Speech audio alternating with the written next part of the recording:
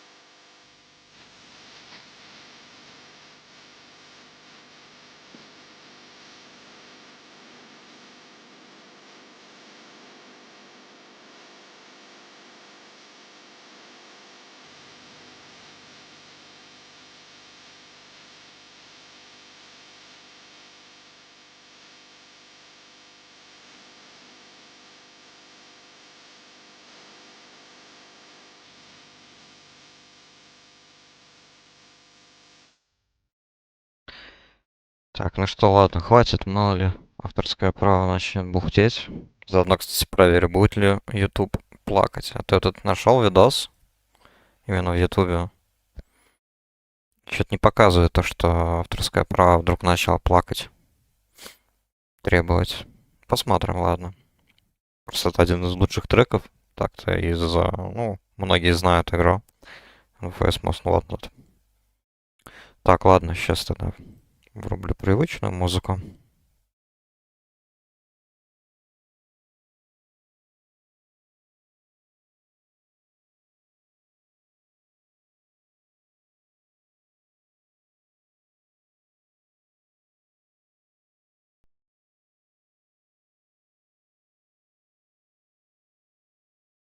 Так, ну ладно, ладно. Погнали. Так, планы на сегодня. В общем, я сначала, да, вчера вроде думал еще поиграть за Преста, но э, иногда я как-то говорил, то, что кастер это совсем не моя тема, особенно когда речь касается PvP. Не очень я люблю за кастеров играть. Поэтому, ну, пока так. Чисто по настроению, когда захочется поиграть еще за пристав, то сыграю. Ну, наверное, не знаю. В ближайшие дни точно будет еще пару стримов. Там все-таки наконец-то пошла раздача, так сказать. Получилось э, поспамить пару данжей. Чуть-чуть прокачать. Там какой у меня 25-й был левел в итоге.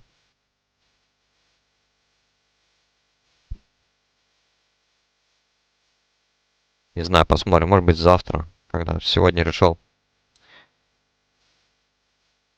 просто почилить. Я тут вот недавно занялся исследованием карты. Просто для ачивок. То, о чем, по сути, я вчера уже говорил. То есть у меня уже исследован весь Нордскол. Да. Весь Outland тоже исследован. И вот начал вот тут вот, открыл уже Вьетнам, западный край, Дасквуд вот заканчиваю тоже. Пока вот бегаю, ну, посмотрим, не знаю, пару часиков побегаю так чисто. В ФК режиме поисследую карту и буду ждать прок-данжа. Но, как правило, по утрам такое себе, не очень прокает, тем более я именно зарегистрировал Кузня-Дож, потому что я делаю квест на Кельдалар. С одной стороны, просто потому что других оружий получше у меня нету. У меня тупо сейчас кружки. Это из ивента Хмелевара этого, да, там кружки падают. Ну, вообще я их купил на аукционе. Что это баешки. Так. Поэтому, да, планирую вот заменить хотя бы одну кружку кильдаларом, а вторую посмотрим, чем я смогу заменить. Может быть, где-то выбью еще оружие какое-нибудь, не знаю, достану как-нибудь иначе. Посмотрим. Просто беда в том, то, что, да, крышки это, конечно, прикольно, мемно, но, блин, ну и ты их вообще не видишь, по сути, твой персонаж голый, как будто без оружия. Вот это вот меня очень бесит, раздражает. Так, ну, перевал Мертвого Ветра вообще будет изи открыть. Тут, по-моему, только 3 локации. А, где он тут? Дэйвин Пас. Да. Каражан и Вайс. Да, Вайс, он где-то здесь, по-моему, Каражан тут. Все.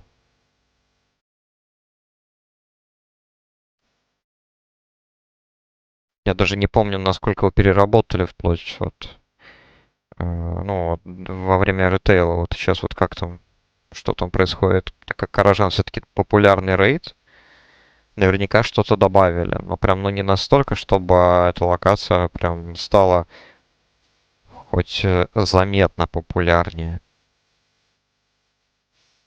Потому что я знаю, то, что это одна из самых таких, не то чтобы ненавистных, потому что есть куча других локаций, которые можно ненавидеть по различным причинам. Но это просто локация ни о чем, тут практически ничего нет. А недружественные NPC это, по сути, явление в каждой локации. Я тут разве что во времена классики от скуки за своего паладина фармил вот тех вот ворон. Просто ходил вот так вот по этому кольцу. И фармил этих ворон, собирая всю серую хрень с них. Иногда и зелень всякая падала. И просто продавал. Продавал это все вендору. Таким образом я фармил голду. Так вот, иногда на пару часиков зависал. Ну, не помню, какие там успехи в плане голды были. Меня особо и не волнует. Я и не рассчитывал там много чего заработать. Поэтому, да, в целом, больше и нечего сказать об этой локации. А в Каражане, кстати, я не помню. Я знаю, что я точно какого-нибудь ластбосса там не убивал. Вот этого Молчазара, да, принц Молчазар, по-моему, там ластбосс. И вообще там в целом толком и не было. Я, наверное, может быть, видел, как всадника, наверное, фармят. И все. Не более. А в сам данж я вот не помню, заходил ли я или нет. Точнее, это же рейд. не то чтобы данж. Но опять же, да, я не особый фанат PvE контента.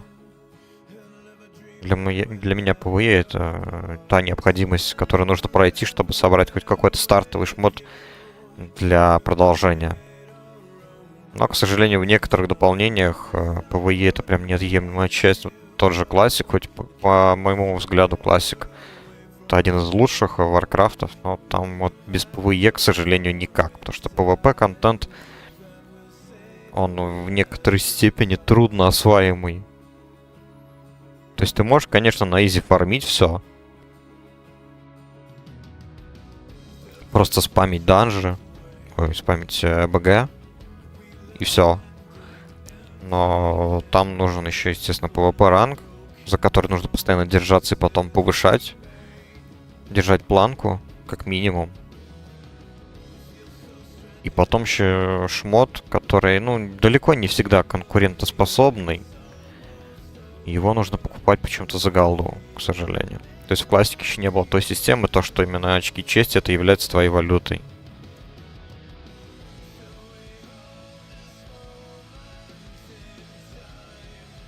И поэтому там нужно покупать все за голду. Вот это вот меня немного разочаровывало. Учитывая, что начинал ты Warcraft именно в сознательном возрасте, начинал Warcraft, наверное, с БК или вот ЛК. И, соответственно, в памяти отложилось именно то, что была отдельная валюта для PvP-шмоток. Это были очки чести. А тут бац, смотрю, и все стоит голды, оказывается. Особенно удручало то, что ты фармишь, допустим, долго репутацию с альтераком, а потом, чтобы с тем же альтераком потом у них, у продавца, за репутацию купить хотя бы эпический молот. Unstoppable Force, кстати, хороший молот. Если вот нет возможности или желания где-то еще фармить какое-то топовое оружие, то Unstoppable Force, допустим, для того же ретрика, это офигенное оружие. Для ретрика, да и для армса тоже нормально, и для энх шамана. То есть урон хороший, сам он эпического качества. И, по-моему, статы добавляют. И плюс еще есть эффект при ударе, при попадании. То, что он может оглушить противника на 1 или на 2 секунды. Поэтому оружие весьма и весьма хорошее.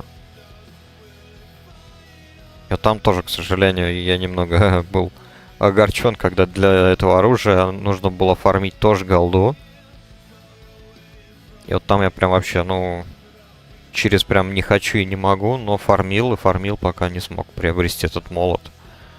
200 там с чем-то, по-моему, золотых монет. А я прям голду фармить в классике, во-первых, не умею, во-вторых, просто ненавижу. Если вот ЛК, ладно, я привык, то что я там, допустим, прокачивал какую-нибудь профессию по типу травничества. И на заказ делал символы какой-то период времени. Или просто продавал травы, или продавал металлы и так далее. То в классике это как-то почему-то, не знаю, осознавалось то, что ты... Ощущалось, как будто ты не особо много от этого получаешь, что ли. Да и конкуренция была большая, она ощущалась иначе, потому что все-таки в классике нету летающих маунтов.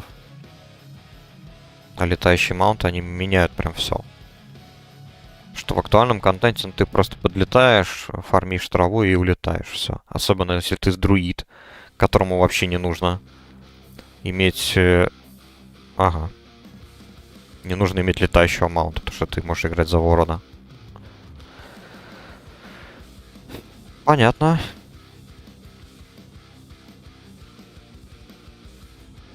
Так, ну такие дисконнекты бывают. Сколько там? Пару минут надо подождать.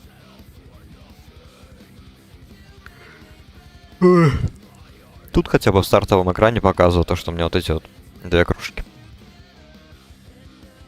Я, кстати, только сегодня обратил внимание, то, что у меня на моих наплечниках это лицо кабана дикого.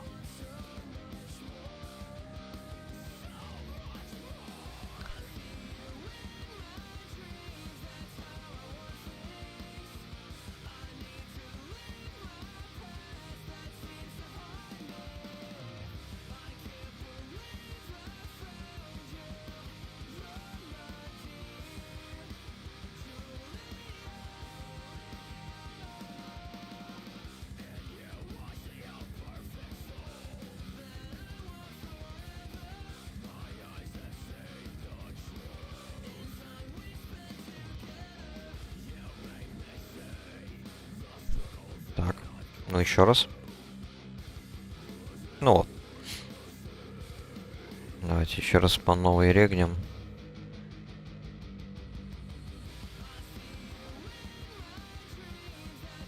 Погнали дальше.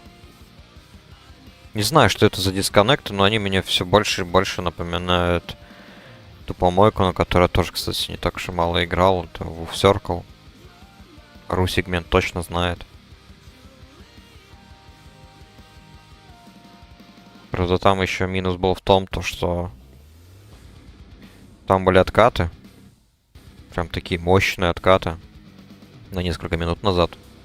Там, я не знаю, и было очень опасно, допустим, если ты сделал квест, сдал его, получил награду, и тут бац, дисконнект с откатом несколько минут. То есть весь прогресс тоже откатывается, награды откатываются, и иногда у этого сервера было свойство почему-то квест засчитать как выполнен, но награды почему-то отобрать.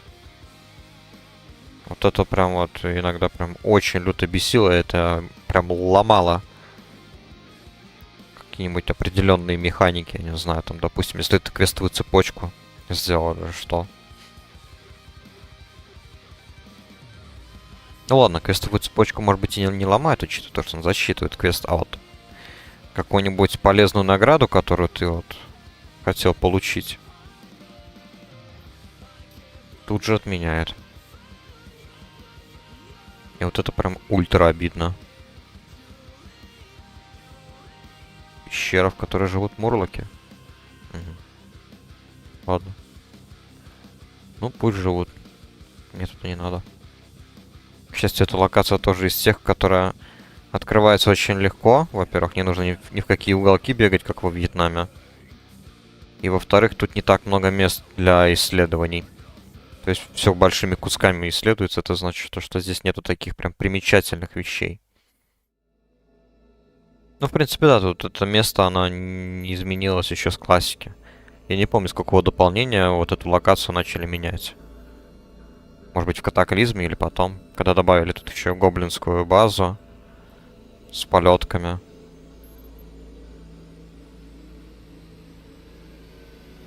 А так, ну что, это место вот для перелетов. Вот, а у Орды хорошо, у них тут база есть.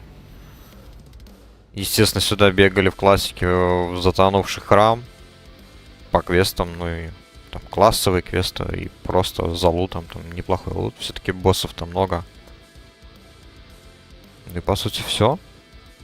Просто еще, чтобы мимо забежать, я не знаю, в локацию Выжженные земли, которые, правда, тоже в реалиях классики.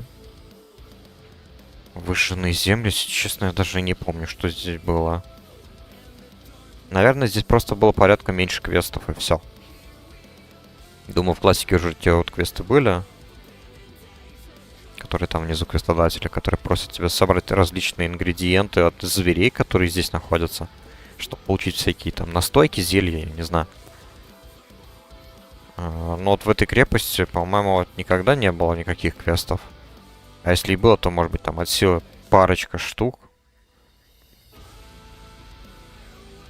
Павший герой Орды, по-моему, был еще в классике, кстати, на входе в локацию. Так, ладно. Так, ну не знаю. Ну, естественно, был закрыт темный портал, он не работал, и, соответственно, там стартовых квестов для темного портала их тоже, как бы, соответственно, тоже и не было. А вот этот вот собиратель барахла дронейского по имени Кумиша, который там все время стоит и просит найти там дренетист или что там он просит. Вот тот, да, чувак, вот я, честно, уже не помню. По-моему, в классике он тоже все-таки был уже. О. Рарник. Ну-ка.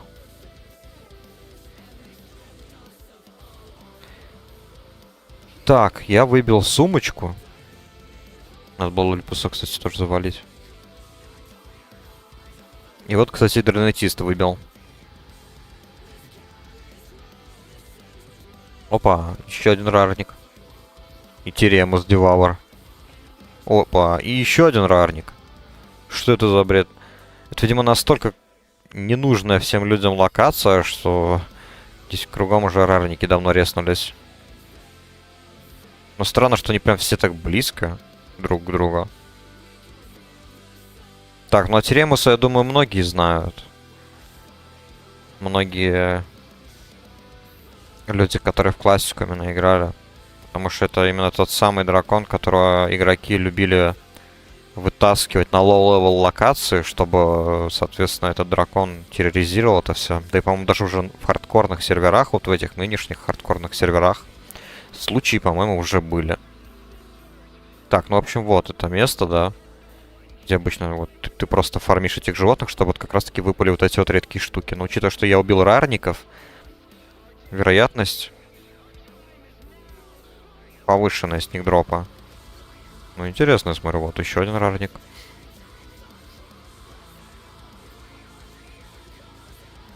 Ну вот. 4 рарника, 4 камня. 2 зеленых, 2 синих. И вот эти вот камни нужно сдавать кумиши. Первые, естественно, 2 квеста по этим различным камням. Зеленому и синему. Они будут как квесты именно. А остальные уже будут как дейлики.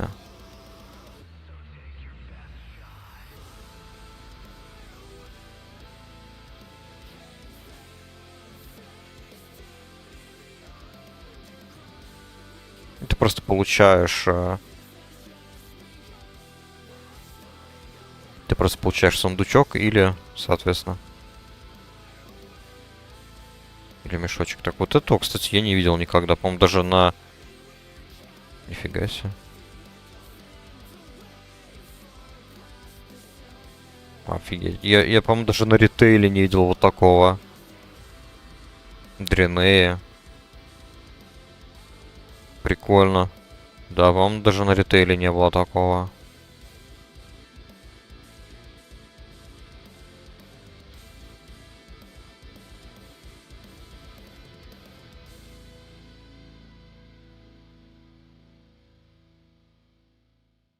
Оказывается, он создает портал с помощью этих камней, чтобы спасти беженцев дронейских. В классике, потому что дроны это были вот эти вот существа, которые совсем мрачными, ну, мрачными стали. Не такие, как раньше. Точнее, не такие, как сейчас. Так, ладно, сдадим их просто. Ага. При повторном я уже не вижу этой штуки. Ну ладно, пофиг. О, еще один рарник. Я помню, по-моему, когда в ритейле я тоже фармил различную зелень на продажу лоу-левел контента, шмотки. С них тоже, по-моему, всякое вот падало. Интересно. И их тоже много было повсюду и тут. По всей локации. Они тоже были живы. И вот я их фармил. Одного из ранника точно, потому что он всегда был регулярно. Другие не всегда они были живы. Так, это у нас был, по-моему, синий камень, да?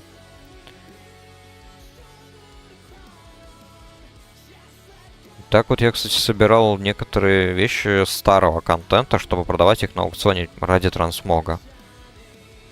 Но, к сожалению, далеко не каждая вещь нужна.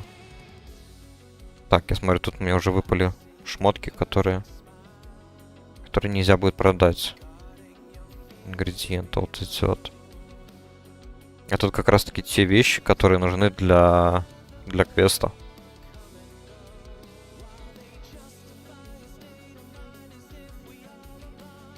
Здесь вот, которые ребята там эльфы стояли.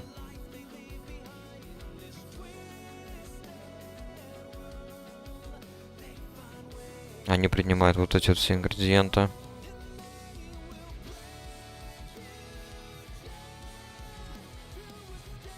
Так, ну вот вроде все.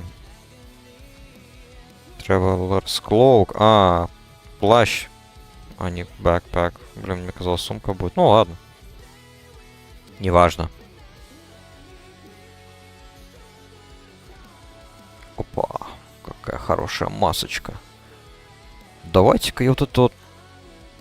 Все подходящие модки Точнее, тканевые, да? Вот, допустим, отлично. Я просто скину. Просто скину своему присту, который у меня 25-й. Таким образом, уже будут хоть какие-то шмотки.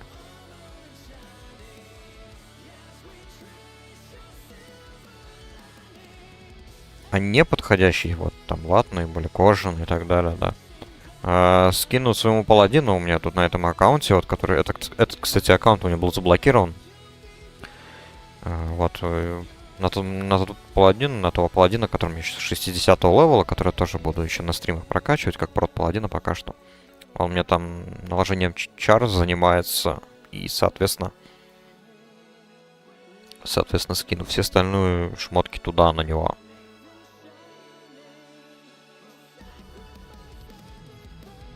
И пока я тут даже об этом думаю, я вот все сомневаюсь, а нужна ли мне наложение чар.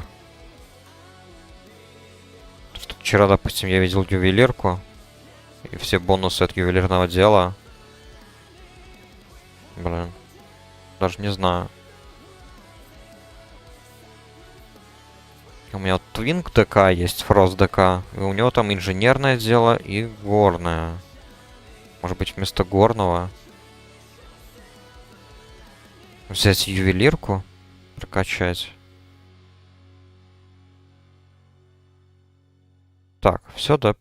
Да, открыл уже Blasted Lens, все, погнали. Дальше.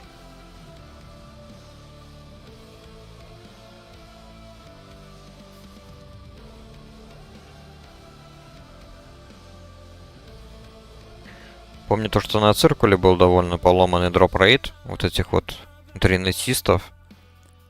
И я просто сюда забегал, вот когда прокачивал своих персонажей уже. Там ближайшие левелы к переходу в запределье там. То есть, соответственно, моба 50, а вот примерно 50 плюс, да, до 60. Я просто сюда приходил, делал эти квесты на дренетист и получал уже стартовые хорошие шмотки для перехода, чтобы быть готовым во все оружия, так сказать. И, допустим, падали такие оружия, как там меч титанов, там Blade of the Titans, или как-то там назывался, да.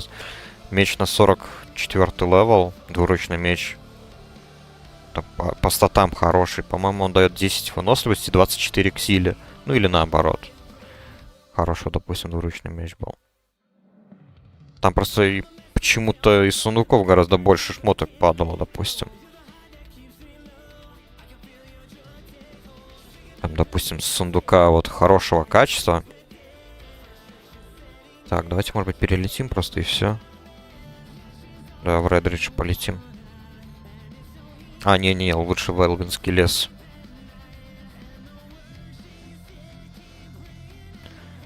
И... Там, вот да, там, по-моему, в сундуке падал, ну, больше каких-нибудь 3 страниц шмотки различные. Как ни странно.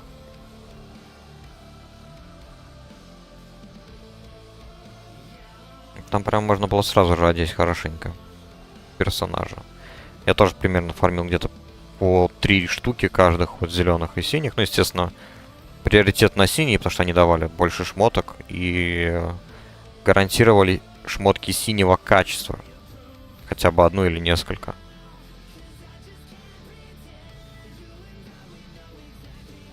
И, соответственно, таким образом можно было неплохо одеть персонажа.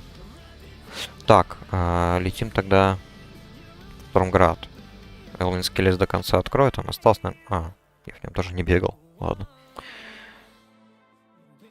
И тогда уже перейдем в Красногорье. Буду исследовать Красногорье. Получается, надо как-то так вот по кругу интересно сделать, чтобы потом выйти на узкий проход в Пылающей степи. Потом, получается, Пылающие степи исследуем вот так вот. Вот этот вот весь правый кусок, потом только левый, начиная снизу. И так вот. Потом левый угол, потому что там алтарь отдельно исследуется, по-моему. И потом обратно вернусь во вход Черной горы. И так через Черную гору пройду Тлеющее ущелье. А вот Тлеющее ущелье... Ну, наверное, придется вот прям сначала так вот тоже по кругу как-то обходить и закрывать так сверху вниз, плюс-минус по кругу. Просто по центру там же гигантский котлован. туда-сюда подниматься вверх-вниз я не хочу. Надо бы сделать просто так, чтобы можно было потом ловко перейти где-нибудь. Тут по-моему, было вот тоже небольшое ущелье с переходом в локацию Badlands. И так вот по цепочке буду все исследовать. Так, ну я смотрю, уже данж совсем не прокает. В самом начале, когда я подрубил Warcraft, это еще до стрима было, да? Сразу было 3 ДПС. И почти сразу появился хил. Я даже отдельно заходил в чат глобальный, где просто все спамят различные сообщения. Написал, чтобы танк просто присоединился именно к кузне душ, а бочки. Но не тут-то было. Потом вдруг хил исчез, потом 1 ДПС откололся. И долгое время только 2 ДПС было, вот, по-моему, вплоть до дисконнекта этого внезапного. Теперь только я один.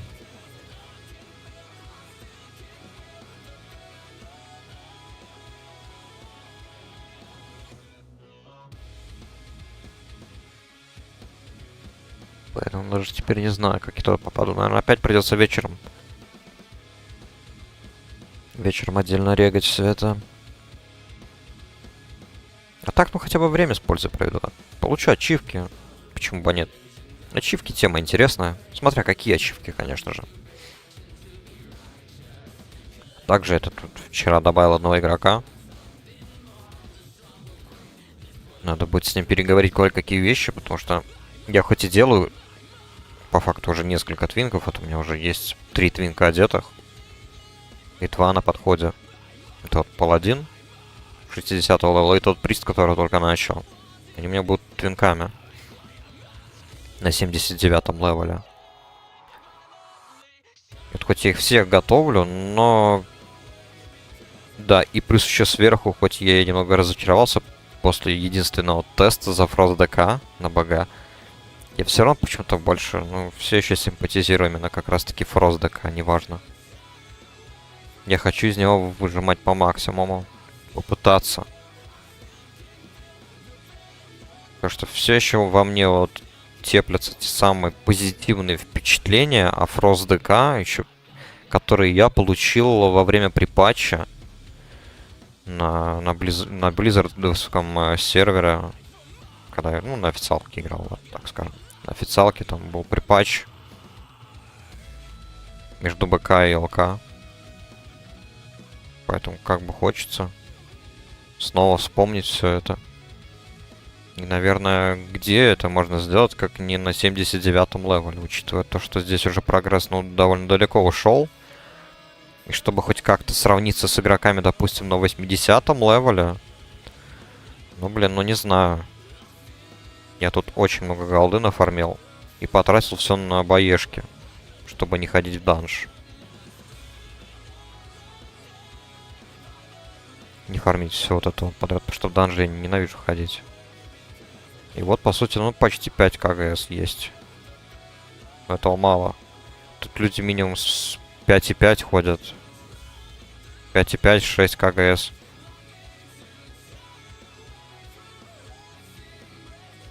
Блин, да что нет, ничего не открывается-то, а? Странно.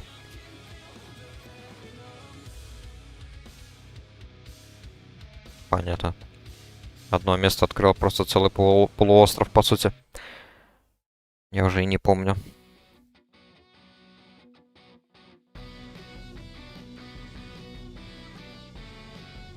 Ну, так вот, 5 КГС, ладно, у меня есть, но все равно я еще не сравню с другими игроками, потому что здесь, блин, полсервера бегает.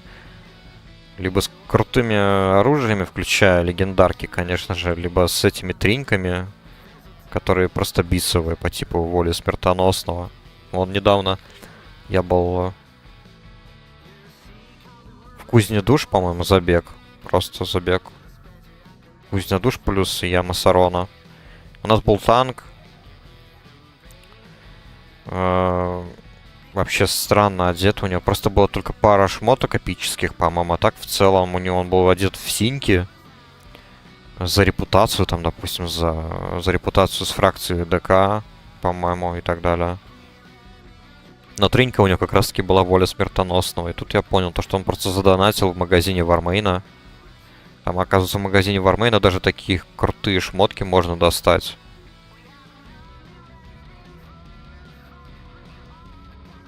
И он просто с этой штукой был. Бегал. Поэтому я как-то удивился, как так может быть, что у чувака тут вот такие вот шмотки синие и плюс еще воля смертоносного. А он, оказывается, вот так вот сделал. Вот я подумал, может быть и мне так сделать.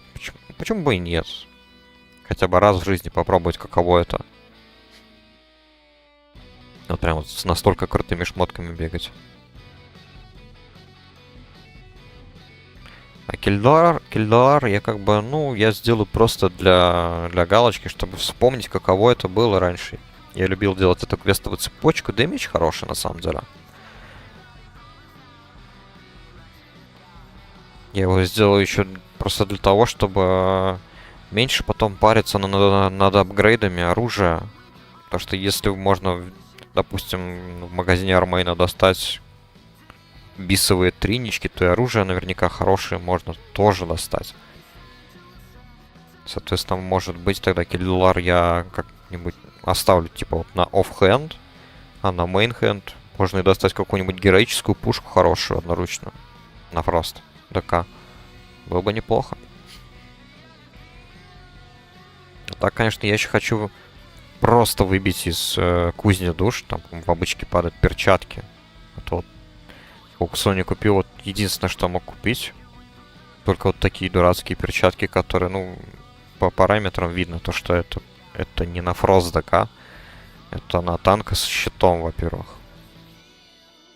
Ну да, точнее, во-первых, это на танка, а во-вторых, это на танка со щитом. То есть это даже не на Blood ДК. Поэтому я просто купил, просто потому что он дает наивысший ГС, который там был возможен из всех перчаток, которые предлагались. Плюс статы, сила, выносливость, броня. Латы. Поэтому я просто еще временно, хотя бы, чтобы хоть какая-то польза от перчаток еще дополнительная была, естественно, прикрепил ракету, благодаря тому, что я инженер. Это будет дополнительный буст к урону все-таки.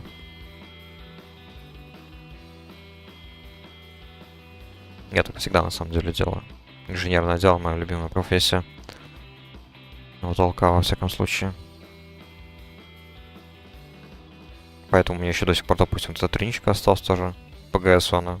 По цвету ГС все-таки уже не нужная, по идее, да? У меня тут выше. Вот такую нашел в аукционе, кстати, довольно недорого, по-моему. 3000 золотых или сколько она стоила? Или меньше даже. Я был удивлен. Да, она по ГСу тоже не особо много дает. Только 174, то есть это... Ну, для... Не знаю, для обычки кузни душ подходит и для героиков первых данжей. Если full пелетовые цифры собрать ГС.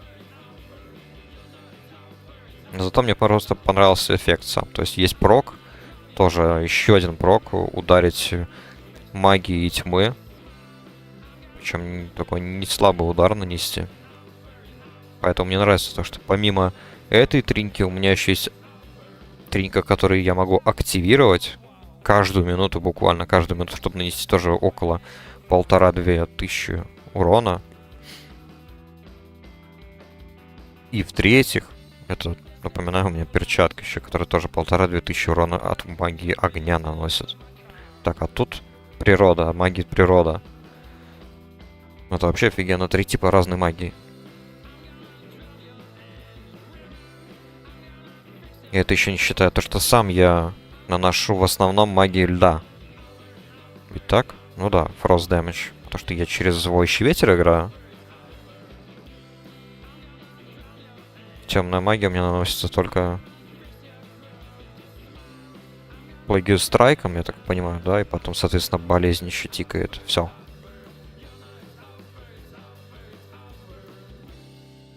Поэтому, по идее, грубо говоря, я наношу урон со всеми типами магии.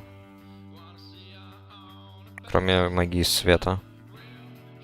Ну, это, в принципе, уже логично. Тут я даже не знаю, как можно это сделать. Во-первых, учитывая, что я ДК, во-вторых, по-моему, нету никаких больше апгрейдов, которые наносят урон от магии света. Ни чантов, ничего такого.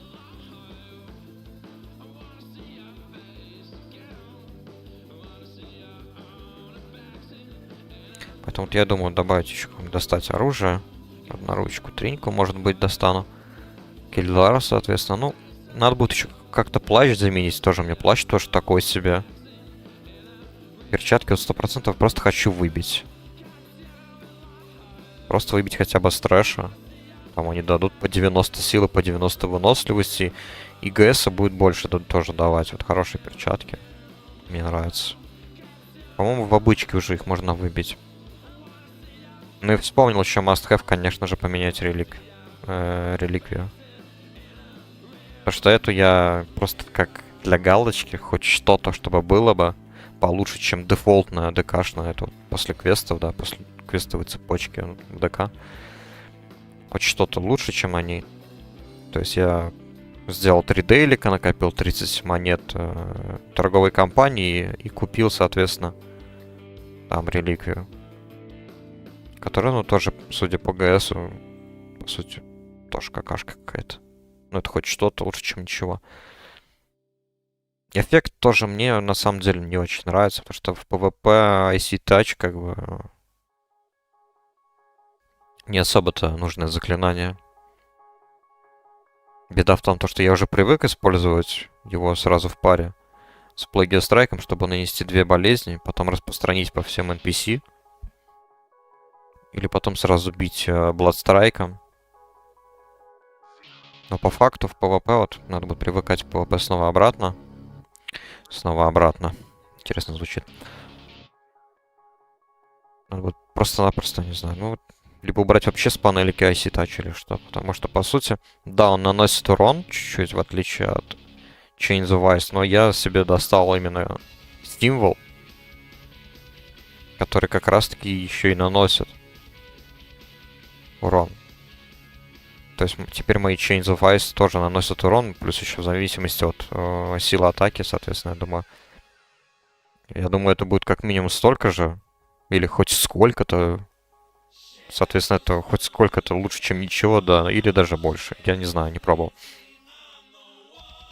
Это во-первых.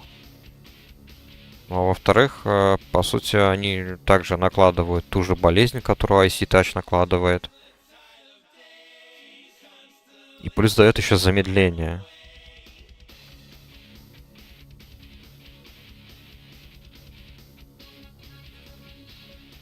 Разве что, смотрю, снижает скорость атаки. Как и ближнего, так и дальнего боя. Но, по-моему, по талантам это уже...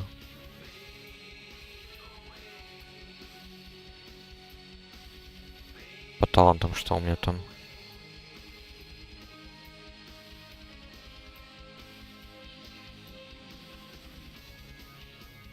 Ну, у меня таланты, в общем, еще что-то тут делают, короче. Я не знаю, не разбирался.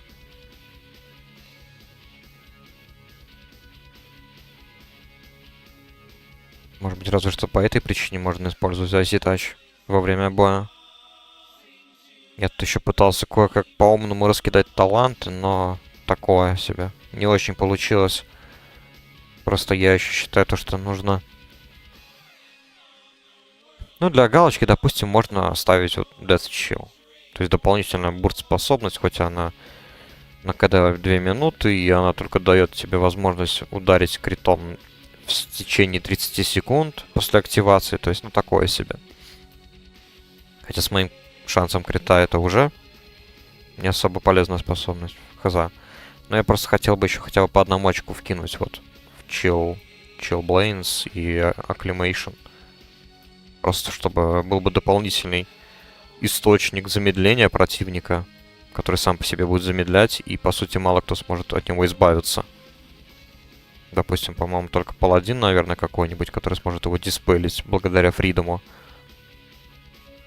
Потому что как раз-таки замедление по этому таланту не является магическим эффектом, если я не ошибаюсь.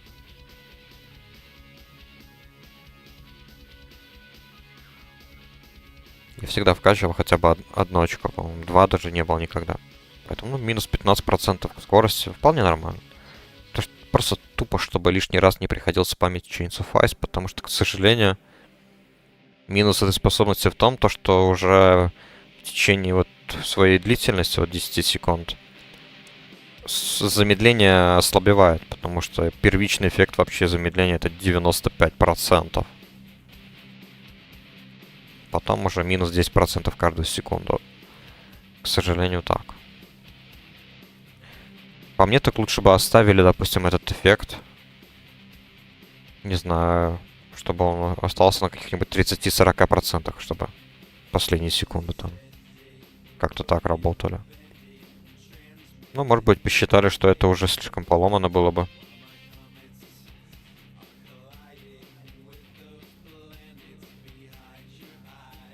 А второй талант я просто в гайдах на Frost DK увидел. Acclimation, не знаю. Некоторые игроки. Поэтому тут, ну, спорный, конечно, момент, но... Так, прошу прощения. Вот говорят, допустим, вот, что тот же талант, вот, Acclimation, он куда лучше, чем, допустим, вот этот вот талант, который повышает крит некоторых ударов. Ну, точнее, способностей.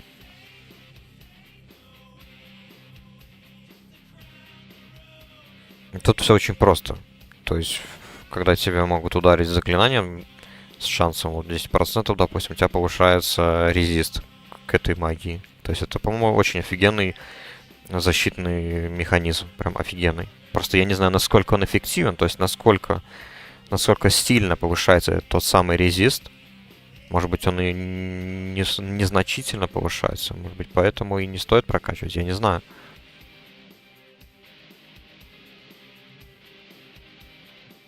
Просто фишка в том, что так-то у ДК и без того есть, вот, допустим, антимагический панцирь, да, у которого КД всего лишь 45 секунд.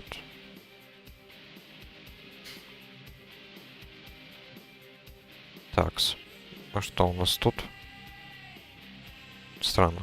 Мне кажется, что это тоже какая-то территория не открыта. Ну ладно. Что мне тут по карте надо? Exploration. Redridge Mountains. Renders Camp. А, понял. Все отлично. Значит, надо сюда просто забежать, там буду. Лагерь орков. Так, ну вот, смотрю, уже все ДПС есть на месте. Осталось самое сложное, дождаться хила и танка.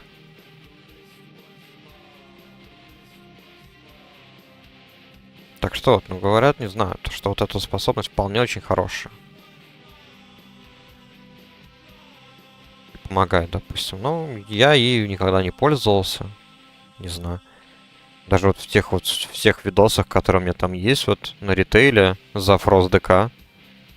По-моему, даже там у меня нет вот этого таланта вкачанного, акклиматизация это.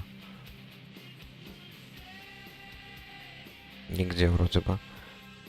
Но у меня и там немножко тоже самого даже другой билд. Допустим, здесь я решил пойти немножечко вот так вот, чтобы сделать себе еще больше отхила, рунтап, и, соответственно, даже еще и улучшить до максималочки. Поэтому, к сожалению, тут пришлось немножечко потратить пунктов, вот как раз-таки драгоценных тех вот очков талантов, которые могли бы потенциально еще быть вставлены вот как раз-таки во Фрост, допустим, вот сюда один, может быть даже вот в эту дополнительную бурст способности или просто еще одно очко вот, чтобы увеличить рейндж своих дальнобойных способностей.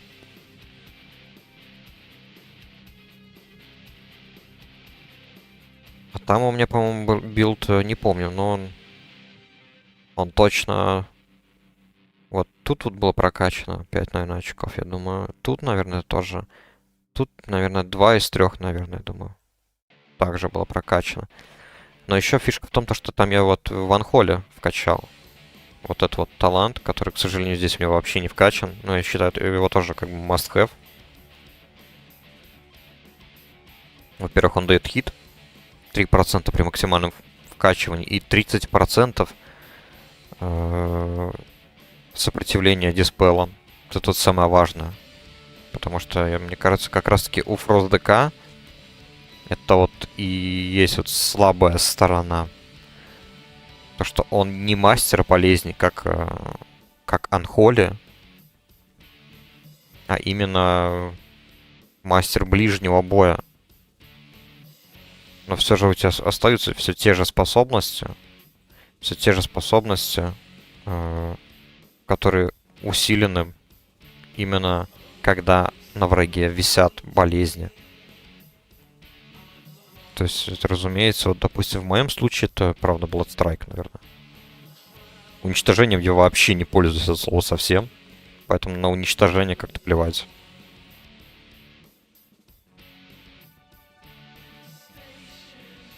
Поэтому, да, иногда, конечно, кажется, что нужно, наверное, вкачивать 3 очка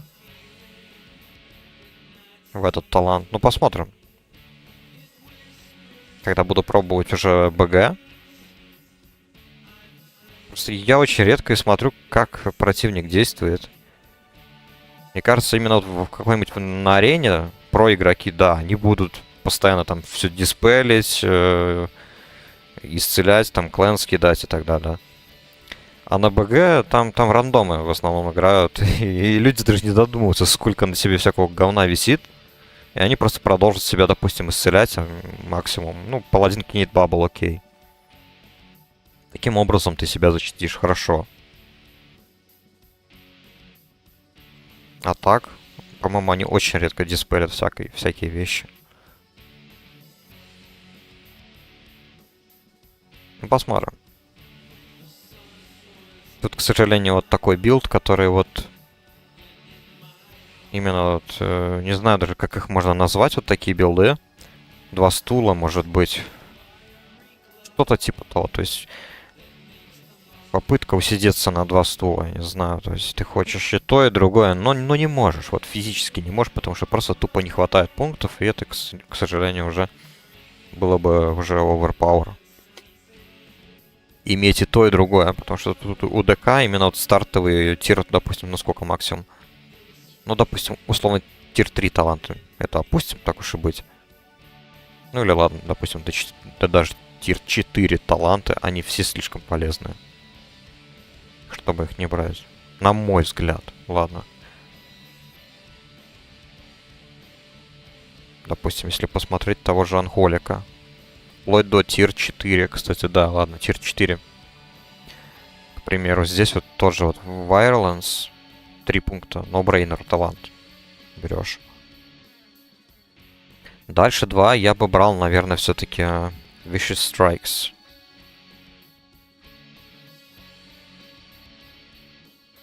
Ну да. Тут, правда, описание немножечко муторное. Я не люблю такие муторные описания. Тут вот непонятно. Либо талант повышает крит именно вот этих 2 способностей. Plague Strike и вот этот вот Scourge Strike. Либо он в целом дает плюс 6 крита и отдельно просто 15, точнее 30% урона способностей.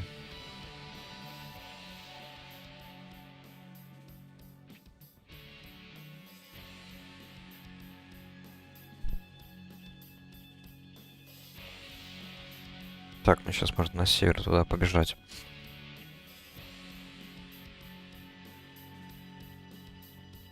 Поэтому, ну, допустим, я бы, наверное, вот эти 2 взял. Просто чтобы увеличить крит способности. Даже если это только увеличит только одну способность, пофиг. Потому что, ну, додж, ну, хз. Это прям ситуативные такие вот таланты, которые увеличивают шанс доджа. Шанс доджа, я не знаю, или какой-нибудь талант, который увеличивает там парирование. Вот у ретри паладина тоже где-то здесь есть увеличение парирования. Для меня это прям вообще помойные таланты, которые я никогда в своей жизни не брал, брать не буду. Не знаю, они может быть, на танка больше подходят. Но это чисто мой взгляд, поэтому, да, я бы, допустим, вот эти 2 таланта только брал. А вот дальше надо думать. Тут вообще вот, я смотрю, очень вкусные бонусы. Прям вот все интересные. Все вот 4 таланта. И тут трудно. Так, давайте побежим на юг. Там откроем.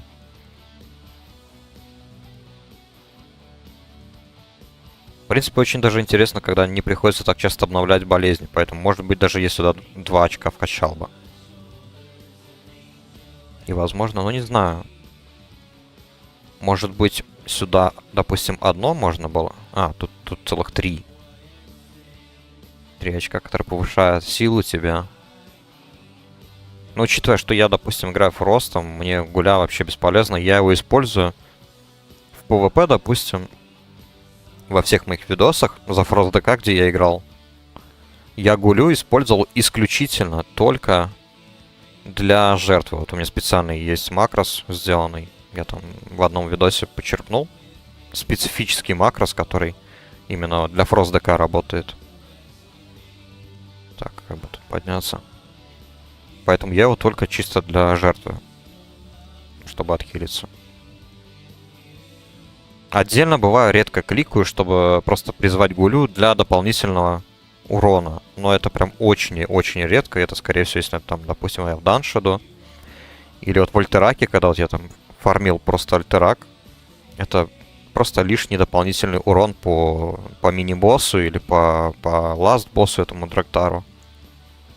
Но не более. То есть я настолько отвык от этих гулей, что вот настолько мне Анхоли ну, не особо нравится. Типа, да, есть питомец дополнительный, но его еще контролировать надо. Не люблю это все. Лучше полагаться на свои 2. Ну, в моем случае на 2 стакана, которые у меня. Блин, скорее бы их заменить. Я, кстати, когда смотрел Loot Table в своем атласе, я видел, что в героическом режиме, не помню, по-моему, это Кузня Душ героический, наверное, был. Что там, кстати, сейчас прям могу посмотреть. The Forge of Souls. Heroic. Топор. Да. Вот, допустим, если бы мне его выбить, было бы отлично. То есть в одну руку Кильдалар, мейнхенд, потому что там Кильдалар будет куда мощнее. И вот этот вот Night Time в левую руку. Вот уже было бы хоть что-то. То есть он не сильный апгрейд, кстати, для моих кружек. Судя по всему, но это хоть что-то. Для начала.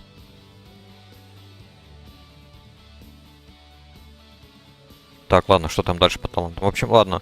Вот Тир 2 таланты в Анхоле довольно противоречивы для меня. Потому что тут вот очень сложно выбрать. Но противоречивы в хорошем смысле этого слова. Просто потому что они все хорошие. Даже Unholy Command.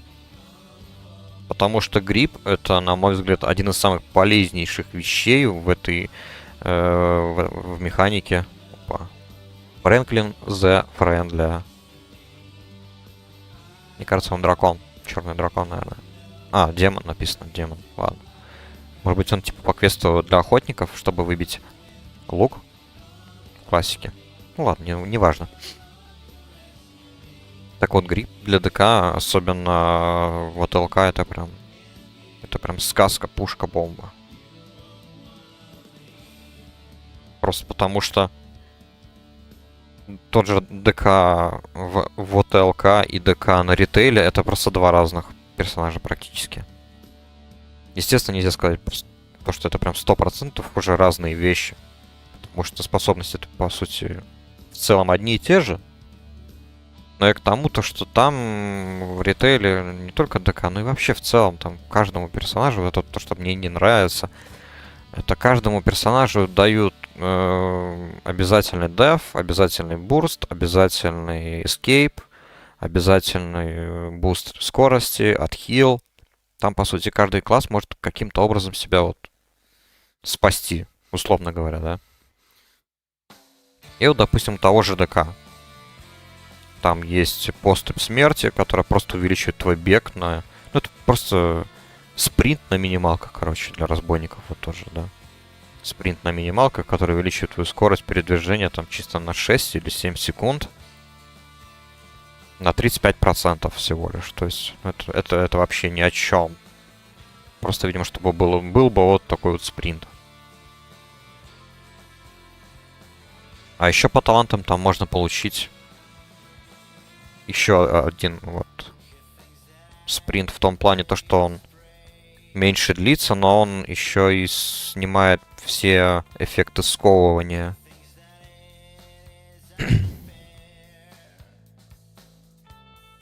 Снимает все эффекты сковывания. Там, по-моему, длится всего лишь секунды 3-5 где-то. Я не помню. И во время его действия разве что нельзя сражаться. В этом плане, да, он чуть-чуть, конечно, особенный, но... Все равно я говорю к тому, что это... Теперь у каждого класса есть что-нибудь подобное. Вот это вот меня раздражает. А тут у ДК все, на что он может рассчитывать, это Unholy Presence. И то это для тех игроков, которые додумываются играть через Unholy Presence, да. Ну или для тех, кто, допустим, через таланты играют так глубоко в Unholy, естественно. То есть это уже отметаются целых две ветки. Так, давайте, наверное, сначала эту южную часть откроем. И тут только для Unholy, вот, которые, допустим, делают вот...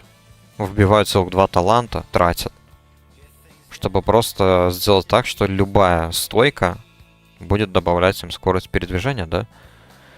Да. Будет повышать им скорость передвижения. Но на это, опять же, повторюсь, нужно прокачиваться именно в холле и вкачивать эти 2 таланта.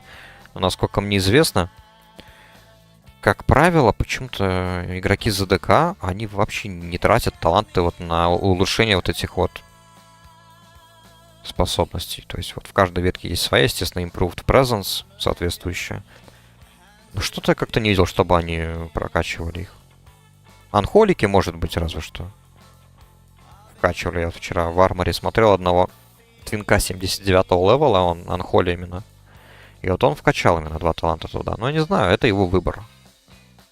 Я бы, наверное... Хотя, может быть, я бы тоже так сделал. Тогда можно было бы, допустим, запилить хороший макрос на деф, на full деф способности, чтобы во время макроса, нажатия этого макроса, можно было бы автоматически переключиться во Frost, допустим, Presence, и все. И ты не терял, допустим, просто скорость передвижения хотя бы. Но я не знаю, насколько это полезно в реальности. Все-таки ты тратишь руну во время перестановки. А руны здесь по другому принципу работают. Тут видно, да. Я думаю, все знают. Потому что тут дается по 2 каждая руна. А в ритейле там 6, и все они именно просто что руны. Да и ДК там уже давно иначе работает. Там ДК с парными оружиями, это уже... Это, скорее всего, помойка какая-то. Которую как бы можно реализовать там, по талантам. Там все еще есть таланты эти, но, по-моему, сделали все-таки Близы так, чтобы все равно акцентировали на двуручное оружие, на бурсты, там, с помощью Pillar of Frost использовали, брали двуручку, улучшали по талантам и рубили бы, просто спамили бы способность Obliterate, уничтожения, да. Которая, кстати, стоит условно 2 руны. По сути, вот это весь это Frost ДК. Вот последние аддоны, по крайней мере, вот я играл. То есть он живет каждую минуту, он бурстует и все. И рассчитывает на большие-большие цифры именно как раз-таки уничтожения. А здесь как раз-таки уничтожение немножечко иначе действует. Так, тут, может быть, надо подняться наверх. Сейчас поднимусь, гляну, продолжу там разбирать таланты.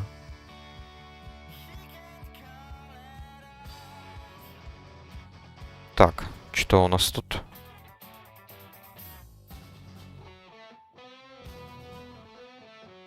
Кто такие? Культисты, что ли?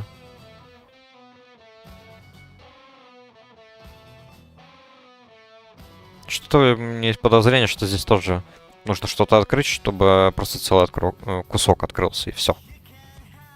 Я просто перестал следить. Тут эти А, вот он. А, ну одно место только Dustfire Valley. Это, видимо, где-то здесь, все. Ну, тут заодно и перевал, кстати, будет. Переход Badlands. Так, по данжу. Вот уже 50 минут ждем, и ни хила ни танка. Ну, ладно, чё. Там вот, кстати, переход, который закрыт на замок. И можно напрямую попасть в Лакмадан. Я не знаю, кстати, как ключ получить, не помню. Может быть, я как-то давно узнавал, но забыл уже. Потом я просто узнал, что здесь есть вот перевал. Через него можно спокойно обойти. Хоть и да, небольшой крюк, сделаешь, да, какая разница, пофиг. Особенно, когда есть маунт. Так, что у нас тут по талантам? Да, в общем, гриб получается, и вот без талантов он у меня больше полсекунды, 35 секунд. Так бы было бы 25 секунд. То есть помимо Unholy Presence, вот никаких бустов на скорость у тебя нет. У меня вот разве что на ботинке. На них нитроускорители стоят. Это просто потому, что инженерное дело. И только инженеры это могут использовать. Не только крафтить, но и использовать тоже. Поэтому тут еще для этого отдельно нужно прокачать инженерное дело, причем довольно очень и очень высоко. Там 400 плюс, в общем, да. Так. Ладно, смотрим дальше. Тут тоже не так уж и много, на самом деле, смотрю.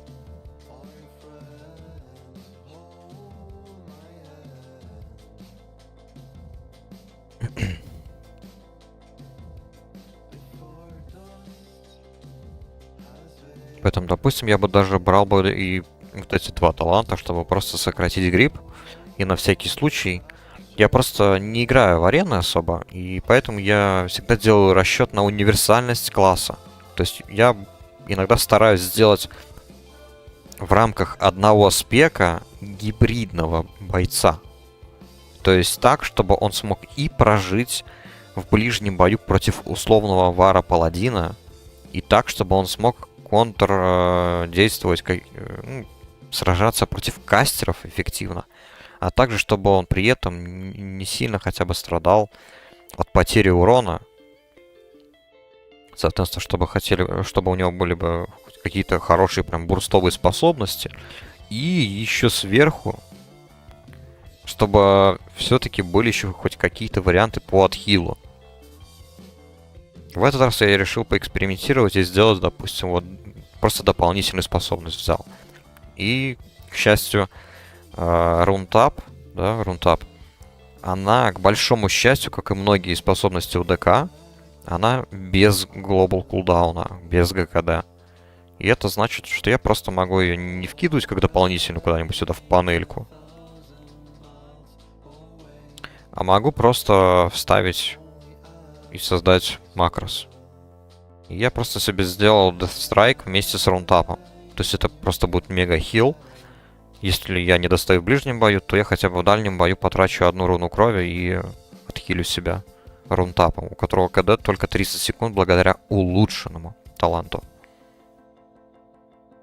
Ну а в ближнем бою, если что, я еще и дополнительно себя дестрайком выхилю. Но там уже все в зависимости от того, сколько болезней на враге висит. Либо одна, либо две. Чтобы мне не пришлось сильно зависеть именно как раз таки от болезней противника.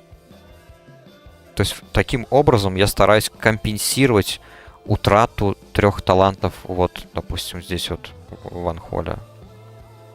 То есть вот по такому принципу я иногда стараюсь играть, чтобы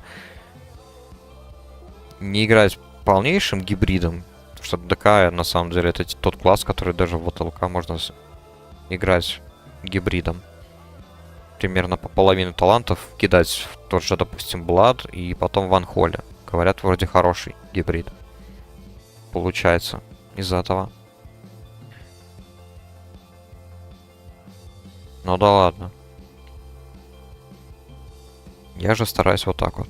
В рамках одной цельной ветки, то есть вот, да, я же до конца вот довел. Сделать какого-то гибрида. И это у меня получается за счет того, что я играю кросс ДК не совсем как надо. Я не знаю, как много на самом деле игроков так делают.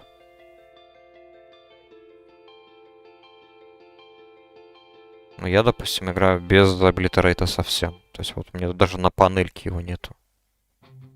И, соответственно, мне не пришлось тратить таланты на облитерейт. А это сколько тут? 6 очков, по-моему, целых. 3, 6, да, целых 6 очков.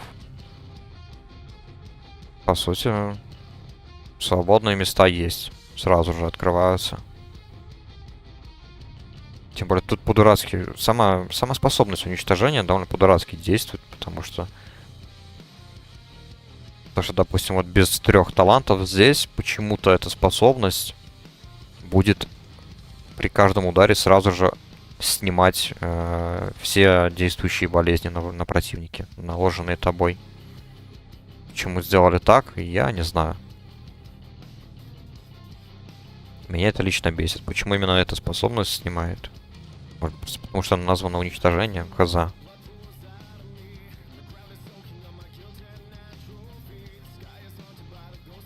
Зарикотль. Я смотрю, тут уже столько рарников видел. А вот эта птичка, кстати, на классике, она агрессивная. И да, она прям вот имеет такую гигантскую разницу в левеле, и поэтому она может издалека увидеть противника. Игрока, который, условно, там, не знаю, 36 левел, 38 бегает, качается тут на волках, вот тут, допустим, да. И она издалека просто заметит и убьет тебя. Хардкорщикам в этом плане не завидую, конечно.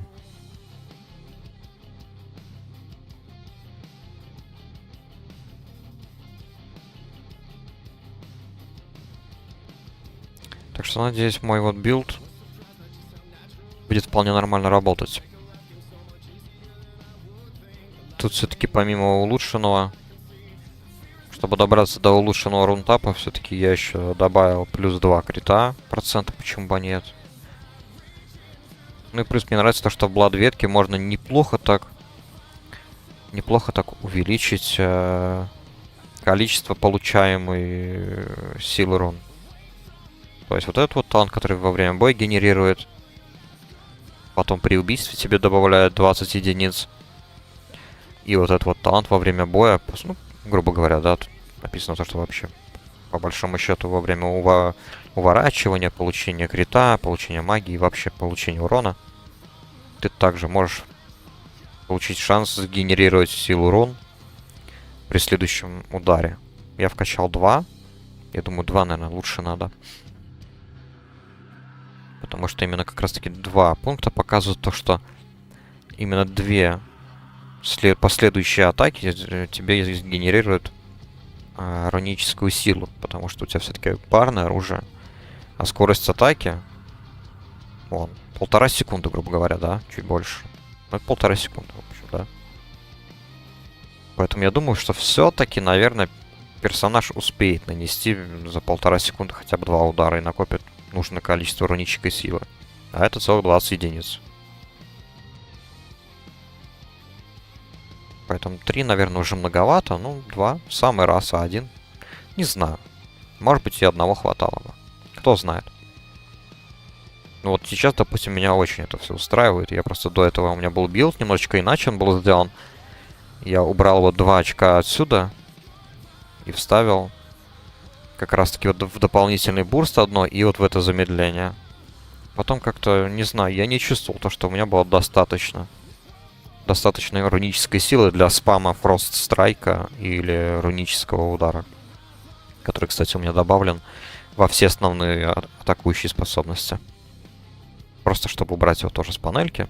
И все-таки эта способность доступна после парирования там.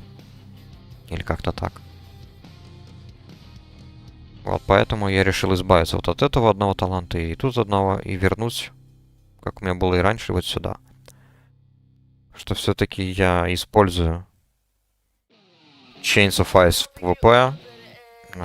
Воющий ветер — это моя основная способность для нанесения большого урона. Icy Touch, ну, иногда в PvE, ну, в PvE, ладно, всегда. В PvP чисто по привычке использую. Поэтому это 3 способности, которые дополнительно еще будут на 5 единиц больше генерировать рунической силы. Это важно. после этого почему-то я почувствовал, что да, у меня бывает, особенно в моменты бурста, вот когда у меня две отдельные, кстати, кнопки сделал, не знаю, может быть, надо будет переделать в одну, посмотрим.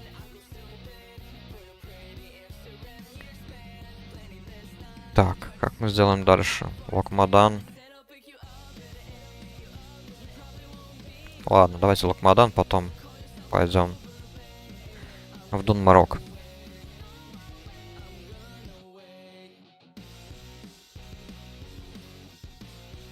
И вот теперь, да, во время бурста бывают такие моменты, что кажется, как будто я просто физически не успеваю. Вот у меня надо нажать, вот, допустим, вот Howling Blast откатился, надо скритануть хорошенько, надо потратить руны. А тут потом бац, смотришь, вот у тебя по талантам даже 130 вместимость рунической силы, но смотришь, уже вся полная полоска, соответственно, надо и тратить на спам фрострайков, не успеваешь вот это все сделать. Но это для меня позитивный момент. То есть это дает, скажем так, условно больше момента для действий разнообразных. В бою, в ПВЕ бою, то есть просто спамишь Frost Strike, а в ПВП на всякий случай ты уже можешь чуть что использовать популярный для ДК макрос, это самоотхил. Когда ты используешь вот эту вот способность Личборн и совмещаешь с выстрелами Дефкойла по самому себе, чтобы отхилиться. Ну и, соответственно, при полной полоске 3 раза сможешь себя отхилить. Там, по-моему, 3 раза. Может быть, даже 4. Так, тут надо бы, наверное, спрыгнуть или как? А, не обязательно.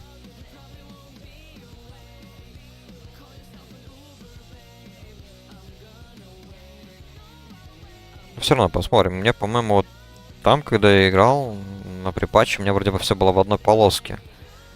Я рассчитывал на то, что у меня уже базовый урон сам по себе довольно высокий.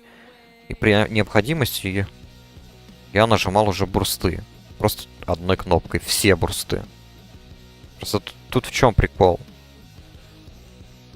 Фрост ДК само по себе, без талантов, на 75-м левеле вот такой интересный бурст дается. Empower Rune Weapon. Он действует иначе, в отличие от ритейловского. То есть на ритейле как он теперь работает? Он тебе просто генерит там в течение нескольких секунд руны. Генерит руны и генерит руническую силу. А здесь наоборот, он тебе генерит 25. Написано руническая сила, не знаю, сразу или нет. Но написано, что он сразу же восстанавливает все руны, то есть он их все активирует. Все руны, которые были на КД. Соответственно, очевидно, что эту способность выгоднее использовать как раз-таки именно в тот момент, когда у тебя как можно меньше рун активно. А лучше, естественно, когда уже ты потратил на что-то. То есть уже ты должен использовать какие-то способности. Поэтому в этом плане невыгодно объединять, допустим, все бурсты.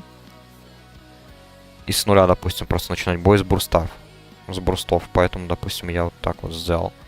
Я сначала там вот во время боя простыми способностями раскидывал, допустим, болезни, начинал драку, и через пару секунд только тогда подрубал фулл бурсты. Поэтому вот у меня есть вот такой вариант сделать. А пока у меня отдельно вот стоит. Вот этот вот бурст отдельно стоит. Там просто еще некоторые способности без ГКД вставлены, чтобы способность не была прям абсолютно голой. Там, допустим, та же тринька у меня опять подключена. Вот, а основной у меня бурст, естественно, на КД 1 минуты, который могу спамить. Это Unbreakable Armor, который еще и броню увеличивает на целых 25%. Неплохой, кстати, бурст, мне нравится. Его и в дефе можно использовать. Кстати, точно, я его пропишу сейчас в макрос дефа. Так повышает силу на 20%. И это КД только 1 минута. 1 минута. Поэтому вот у меня на основном макросе стоит. Я его чаще всего использую.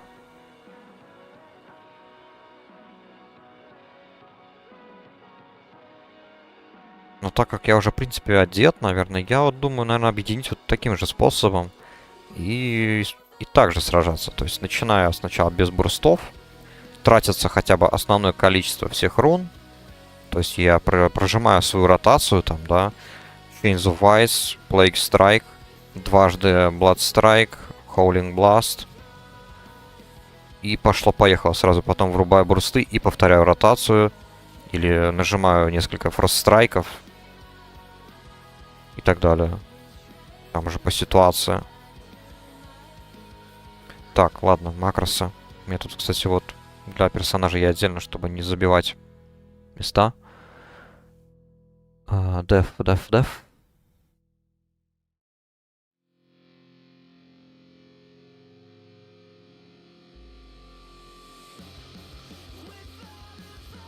Давайте прожмем тогда здесь тоже Unbreakable Armor. Но это пока еще так, чисто размышления мои, я не знаю.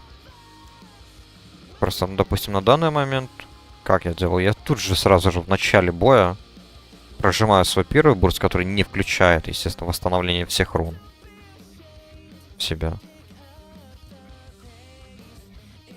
Текс. Давайте-ка туда сходим, посмотрим. Там что-то можно открыть.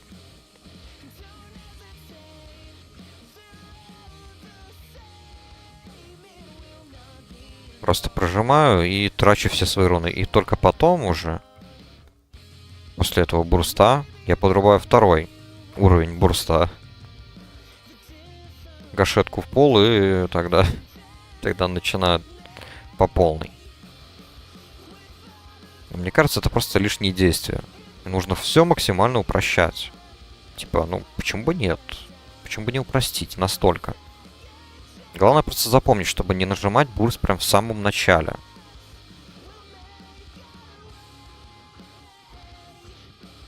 Так, тут я не вижу, чтобы что-то надо было такого исследовать. Ну тут ладно, тут я туплю еще опять в который раз. Локмадан, Stone Splinter Valley, Valley of Kings. Хорошо. Получается, видимо, все-таки надо сюда сейчас забежать. Это вот по дороге надо. А Valley of Kings это вот это вот. И через нее тогда я уже побегу в Дунмарок.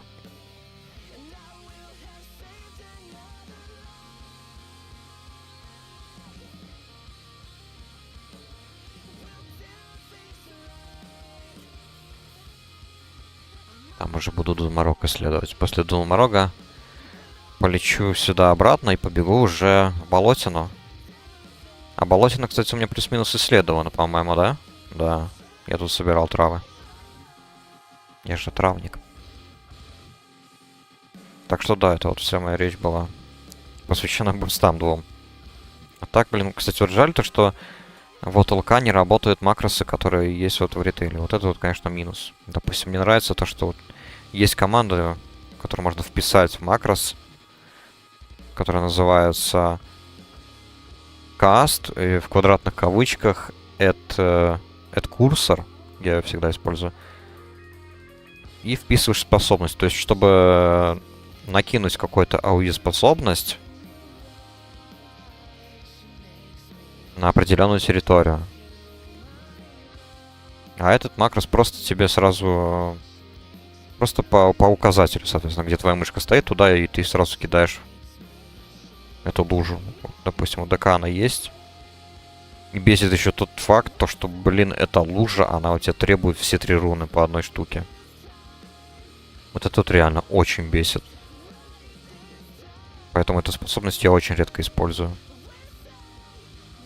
Максимум, чисто чтобы в самом начале выбить рогу из стелса. И то мне пока что редко это было. Это точно так же, я не знаю, как бы, допустим, способность вот Army of the Dead, которая тоже все 3 руны использует. Плюс она на КД 10 минут, она довольно тоже непонятная в ТЛК. Кажется, что она как будто, она, не знаю, для меня лично она будто бы лишняя способность. То есть, во-первых, ты ее поддерживать должен. Ты призываешь гулей вообще слабых, которые там еле-еле живут, там мало хп у них. Они там, да, таунтят все подряд.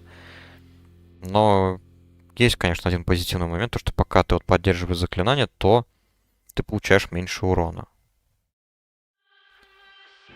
равному проценту ворота, додж и плюс парирование. То есть, ну, несколько процентов, там, по сути. То есть, по факту, не так уж и много. Не знаю, на мой взгляд, это прям бесполезная способность. Я ее использую, естественно, именно перед самим босс-файтом, если она доступна, то использовать я буду, наверное, только в ПВЕ.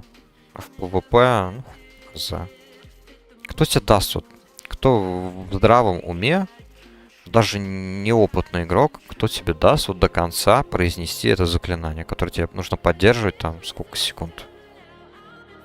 5-6, если не 10. Да никто в здравом уме тебе не даст ее поддерживать так долго.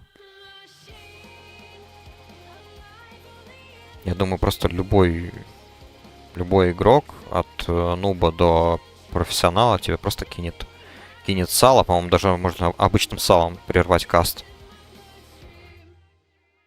Если нет, то кинут стан. Нокап, я не знаю, друида и все. Вот тебе вся способность, блин, на 10 минут. Бесполезная. Ну это ладно, она как бы базовая. Я знаю то, что по анхоли талантам она будет иначе.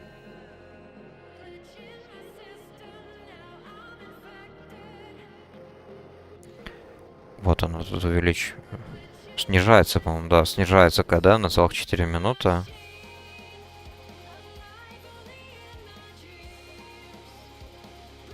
Поэтому, ну так. Хоть что-то.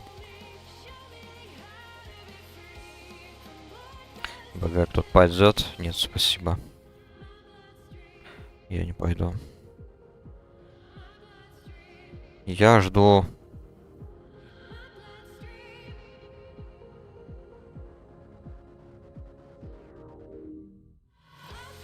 Так.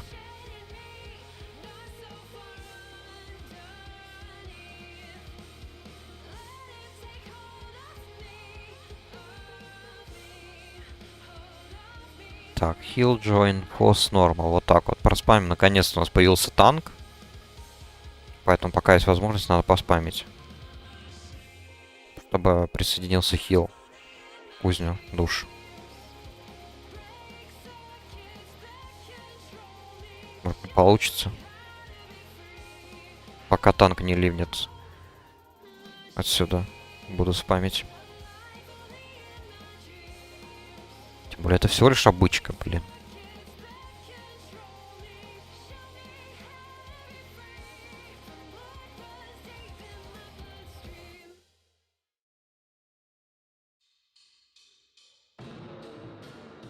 Такс. Что у нас тут надо будет еще туда, блин, вот не люблю вот такие вот сильно отдаленные места, которые нужно тоже исследовать. Это стартовая локация дворфов и гномов. Там через туннель прям надо будет пройти, я так понимаю. Так, ладно, что тут еще тир 2? Ну да, вот это вот разве что такой плюс-минус талант. То есть вроде бы повышает тебе силу, а с другой стороны... Ну, я не знаю, ну, наверное, он действует на обычного гулю, который не является твоим питомцем, а просто как призывная тварь. Так что вроде бы она тоже на режиме автоматическом спамит способности, которые там доступны у гули. То есть она не будет прям безмозгло тупо бегать и автоатачить.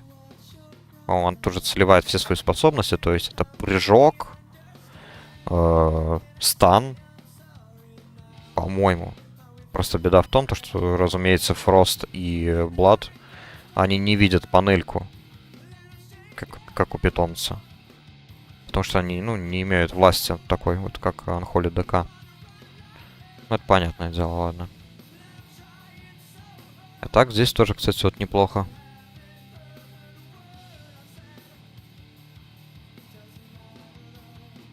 Повышает урон и исцеление от Deathcoil. То есть тут вот тоже хороший момент. Так, а тут вот, кстати... Я между вот так вот бегал. И что я должен был исследовать? Открыть тут, получается. Я не знаю даже. Давайте, может, тут сбоку посмотрим. Там вроде наверху есть какие-то тролли. Так, Дунмарок. Колдрич Пас, Шиммеринг Ридж, Анвилмар. Ну, посмотрим. Блин, тут не подняться.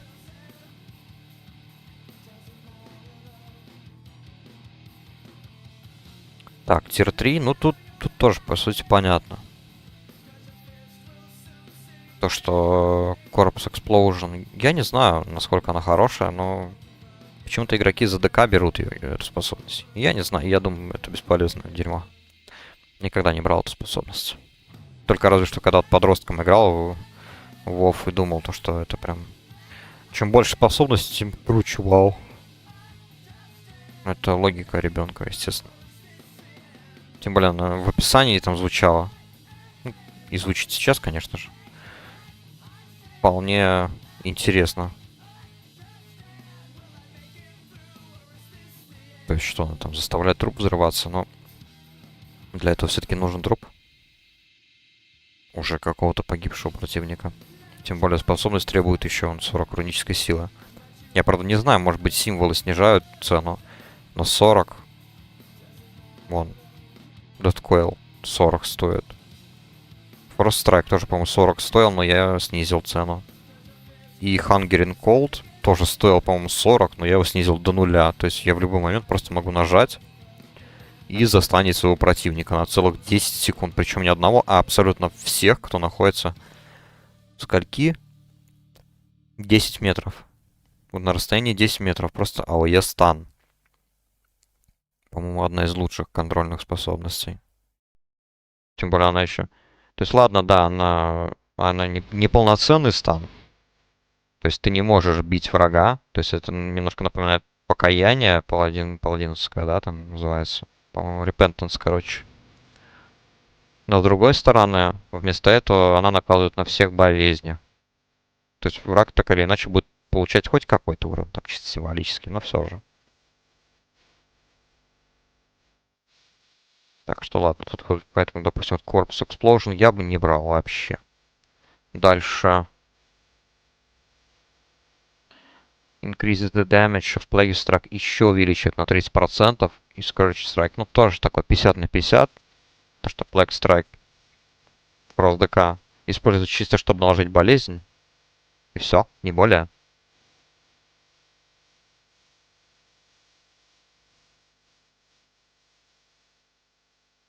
Так, ну тут вот получается, наверное... Я бы, наверное, вставил все 5 талантов вот в этой ветке вот сюда. Просто чтобы тупо увеличить урон от своих атак. Я даже иногда так пробовал делать, но говорят, что вот эта вот фигня наравне вот как с этим же талантом. Но я бы его, допустим, и выбрал бы. То есть просто еще дополнительный урон с твоих автоатак.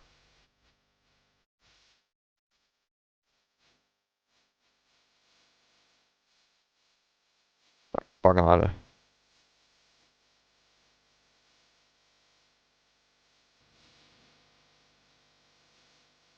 Под 5 максимум очков это 20% целых. То есть, по сути, от твоих автоатак 20% урона еще добавляется сверху, как магия тьмы. Типа, ну, блин, может быть, цифра и маленькая будет, но это же офигенно, когда просто пассивно ты наносишь еще кучу урона сверху. Блин, зачем я выпил зелье? Еще и критануло, кстати.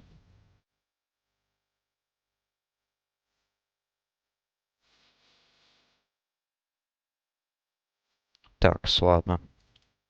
Я просто очень люблю, когда по талантам можно сделать так, что... Вот сейчас особенно я это люблю, вот поэтому я люблю Frost ДК, то, что тебе не нужно набирать кучу различных способностей, просто потому что это так надо.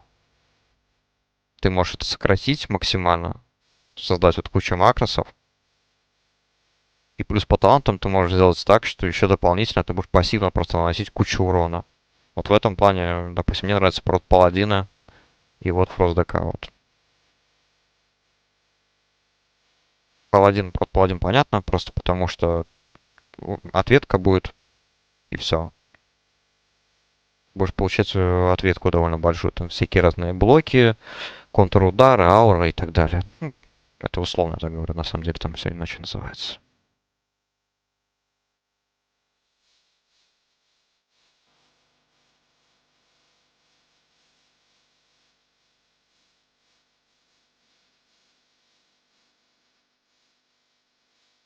Поэтому, допустим, я бы все-таки тут вкачал бы 5 очков. То есть, допустим, вот да, 2, 3. Здесь, наверное, 2. Все-таки вот тут 2, 1, 2, наверное, вот так вот. 5. А здесь... Ну, тут тоже вот хороший вот тон, допустим. Он, помимо того, что он увеличивает скорость передвижения на твоем маунте, к сожалению, аура, Unholy Presence, точнее, она повышает лишь передвижение пешочком на 15%. Очень жаль. Тут мне тоже, кстати, нравится то, что в ритейле вот этот вот талант у тебя просто пассивно получается со временем. Ты там на каком-то левеле просто его получаешь как пассивный эффект на коне бледном. И ты просто быстрее бегаешь на транспорте. Так прикольно то, что он и дополнительно еще сокращает время действия станов и эфиров на 20%. Это очень хорошо. Хороший, отличный бонус. Поэтому я думаю, учитывая то, что у меня нет питомца, думаю, тут просто очевидный выбор. Это вот 2 очка сюда и сюда 3. Но получается, это уже не 18 пунктов, а целых 20.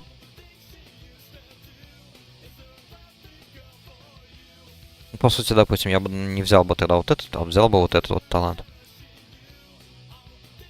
То есть тут получается то, что вот у тебя будет 30% шанс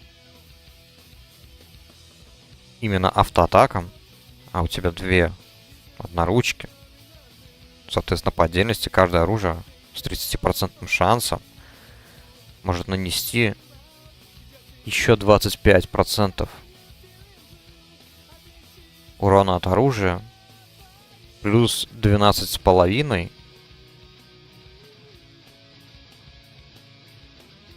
по каждой болезни. Блин, ну это вообще, это мне кажется очень жирно. Наверное. Ну, по крайней мере, судя по описанию. Вот на практике, к сожалению, знал бы я, было бы еще лучше. Но вот на практике я не в курсе. Я особо не в курсе.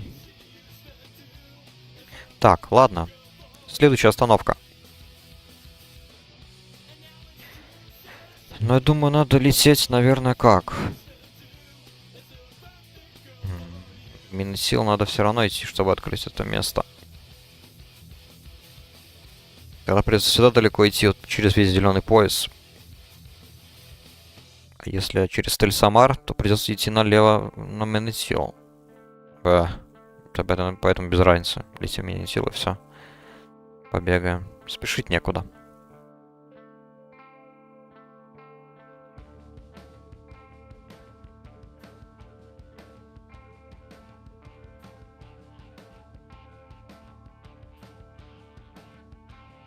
Забыл, кстати, спамить. Сейчас я только вспомнил. Блин, жаль, товарищ мой сейчас. А, он как?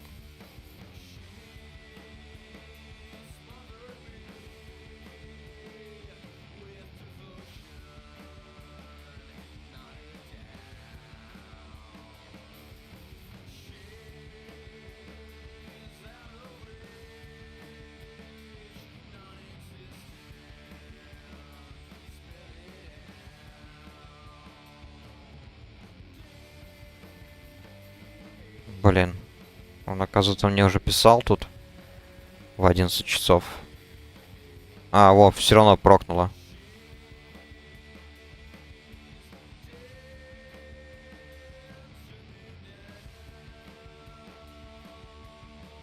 Так, ну что, ладно. Отлично. Хоть немножечко развеемся.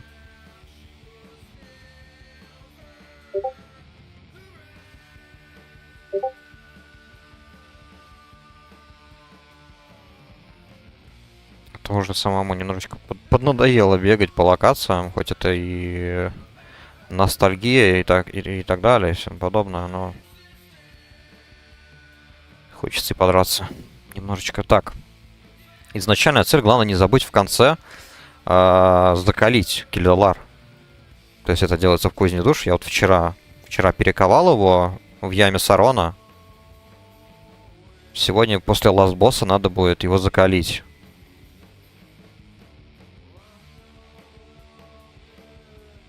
Ну и надеюсь, что с трэша выкинет перчаточки, которые я хочу заменить вместо своих вот этих говёных синих, которые по факту на танка.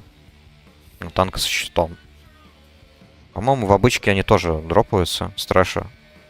Ну, как ни странно, вот когда не нужно, когда я играл за Ретрика, который у меня вообще не мейн, они дропались.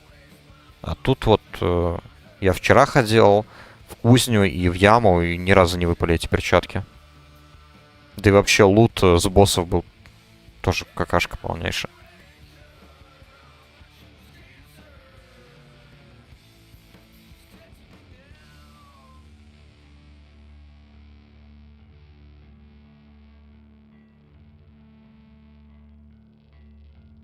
Так, что там, кстати, по урону? А, кстати. Найс. Топ DPS. Big Dick Damage. Вот так вот. Ну ладно, тут, учитывая, что это обычка, может быть, мне с таким этим ГСом пора бы уже не мелочиться и идти в героический режим. Заодно узнаю, как быстро найдется группа. Хотя тут, судя по всему... Ну, по гиру тоже этот неплохой. Хотя, смотрю... Да, у него одноручки почему-то. У этого танка одноручки, но он не вкачал последний талант. Что у него там дальше? Фрост? Анхоля. Чуть-чуть Фроста и Анхоля. Странный билд, конечно, у него.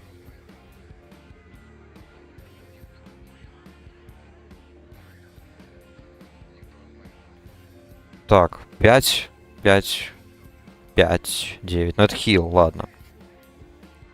4К у нашей совы.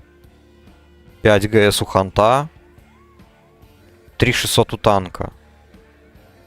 Ну да, вот хант меня по ДПСу и догоняет потихоньку. На 5000 отстает. У меня чуть меньше 5. У меня 4950.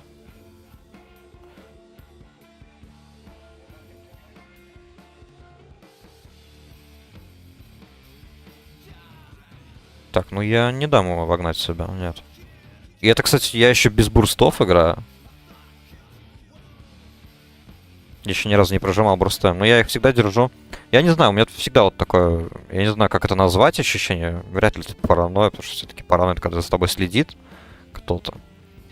Я люблю вот тайминги такие вот странные почему-то. Именно оставлять все фулы, все бурсты именно вот на босс-файты. Хоть, блин, у Фрост ДК тут вот основной бурст, у него КД всего лишь 1 минута. Не знаю. Вот на трэше я всегда использую только обычные способности. Ничего другого. Может быть, стоит как-то передумать и использовать хотя бы основной бурст на минуту. Как-нибудь. Ну ладно, это точно не в этом забеге. Потому что тут скоро появится босс уже.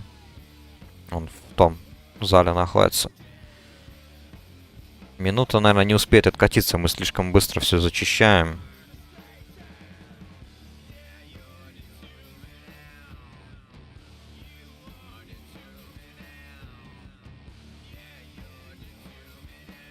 Так, ну неплохо, неплохо. Сила рун тоже генерится довольно хорошо. Вот я успеваю минимум 3, а то и 4 даже рунических, рунических фрострайка использовать.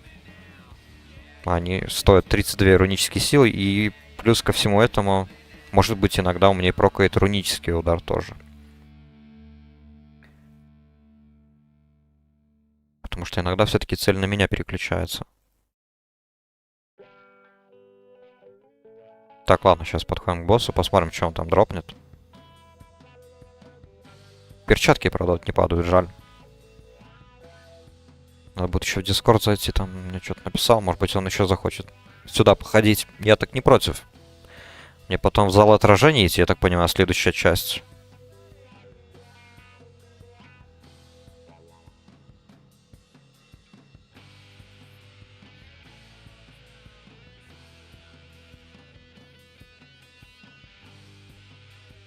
Так, немного уберем рунической силы накопленной.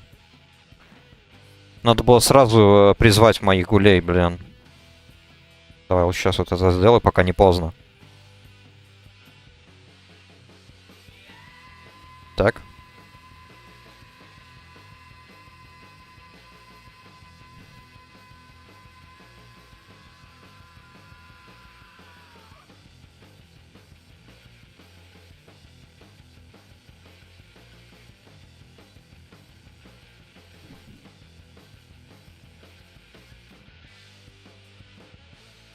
Ну, неплохо. Как и вчера, по сути, он только один раз успел кастануть это вот призыв души. Так, плечи. Плечи мне не надо. А, ну я все равно их заролил, кстати.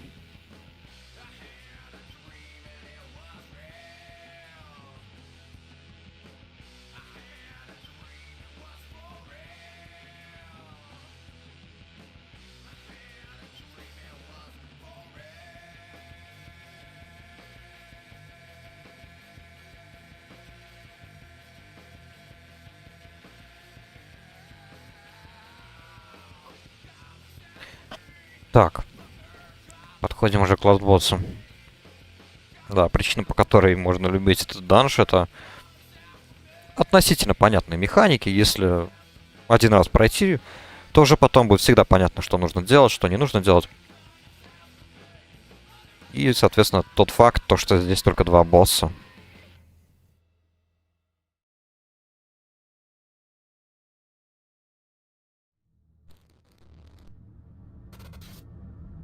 Поэтому сильно париться не надо. Правда, ласт босс я далеко не всегда понимаю, что делать надо.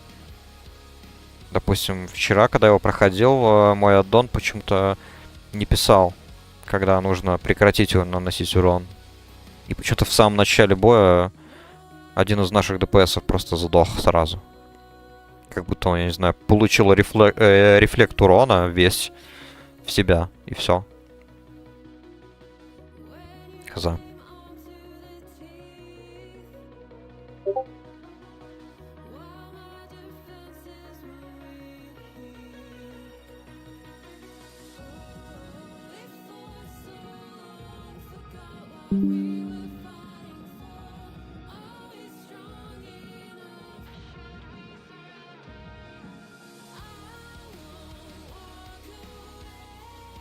Так. Все, ему я ответил.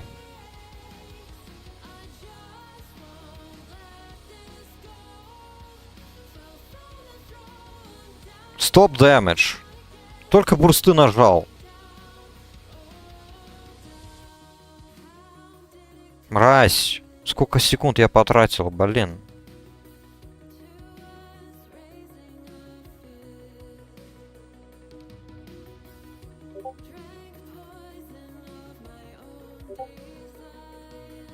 Блин, когда сказала стоп damage, вспомнил, как этот кричал Пилов почти в каждой механике босса. Stop damage, guys, stop damage. I don't want to stop damage.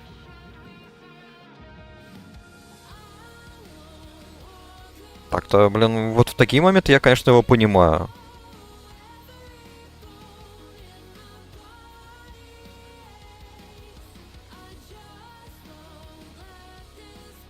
Get behind. Ну ладно, это херня. Тут вообще простенько. Все, ГГ.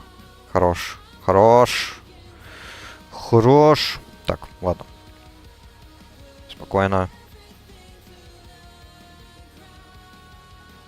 Что только перчатки не выпали?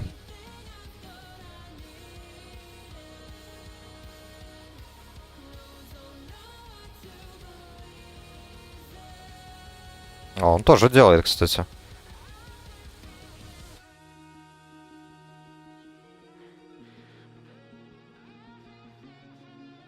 Так, тогда пока что отменяется немножечко. Дальнейшие исследования.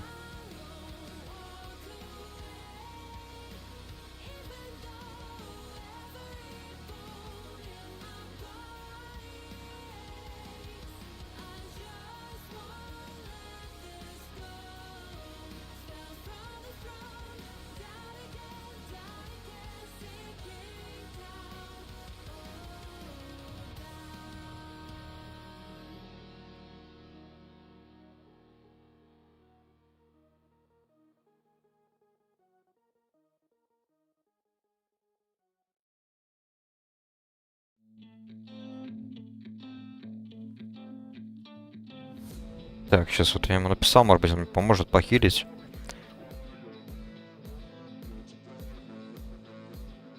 Погнали.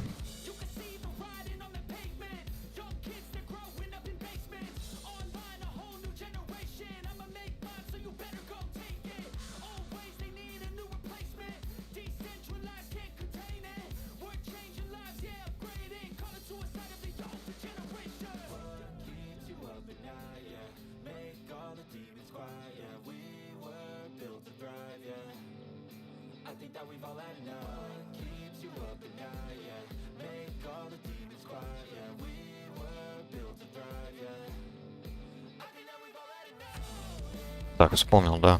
Мне пока что еще надо в яму Сарона попасть каким-то образом. Теперь. Ну, я включу пока что поиск в яму Сарона. Потому что прошлый забег я как бы, да, я успел сделать перековку, но почему-то перед подъемом танк ливнул. Не знаю, что с ним случилось. Обиделся, наверное. Или просто дурачок. Просто вышел. Мы не закончили, поэтому мне нужно по квесту закончить еще яму Сарона, чтобы у него просто был открыт доступ к залам отражения.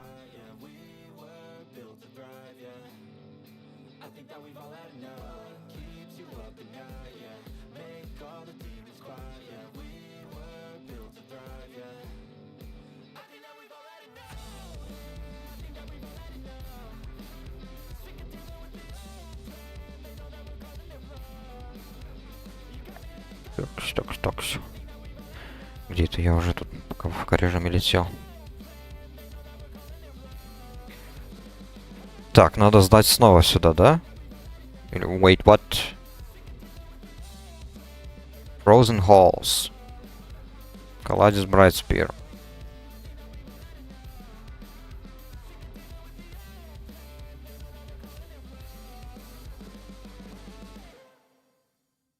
Frozen Halls. Это сюда надо, обратно. Там же он находится, этот Каландис.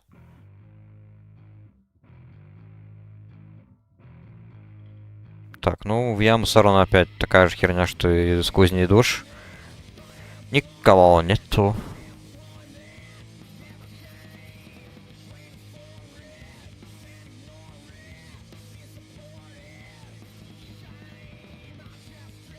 Ладно, сначала хотя бы возьмем квест следующий.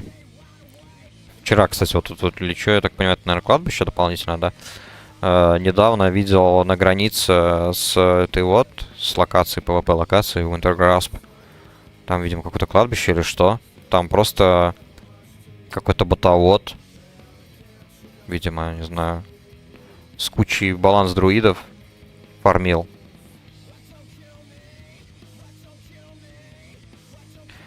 Фармил игроков. Просто видел целую армию этих деревянных чуваков.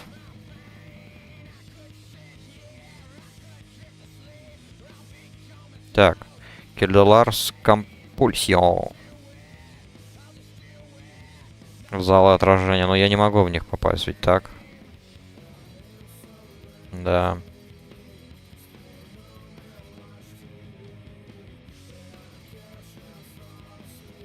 Где он там?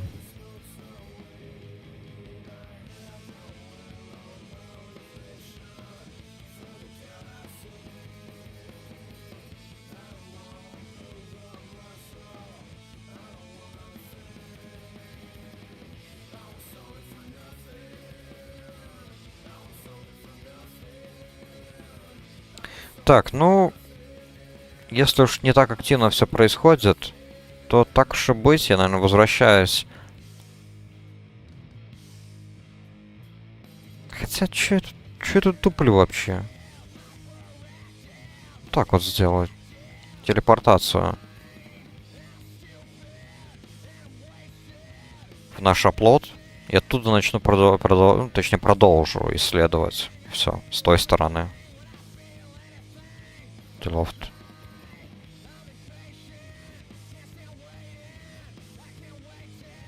Shattered Suns Tagging Area. Ну давай, киль до нас. Там, по-моему, просто нужно на него попасть и все.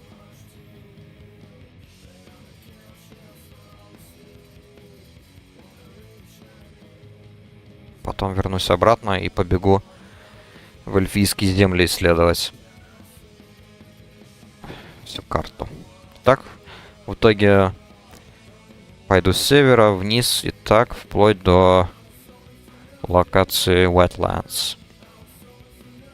Рати тут совсем немного остался. Хилберт. Ладно. Внутренние земли, по-моему, я еще там был. Я фармил, да, траву. Тоже не так уж и много осталось. Ну и чумные земли тут вообще, смотрю, чуть-чуть осталось. Вот Кэрдароу, Булварк, база Алого Ордена. И все, по сути.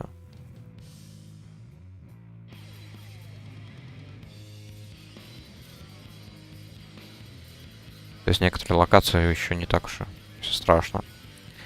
Так, ну вот параллельно, кстати, почему я вот надел накидку Киринтора. Там, оказывается, у киринторцев как раз-таки есть еще хоть какие-то перчатки на замену этим синим. Правда, к сожалению, нужна фуловая репутация при вознесении.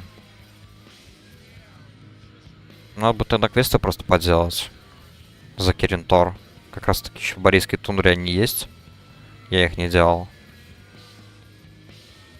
И они хотя бы будут давать больше герскора, там 233, по-моему, и там уже будет эпический. Перчатки, и, по-моему, они как раз таки статы будут именно на ДПС давать.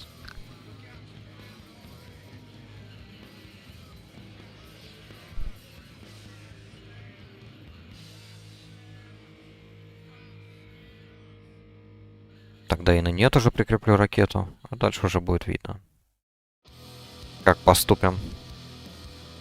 Это перчатки все никак не хотят выпасть.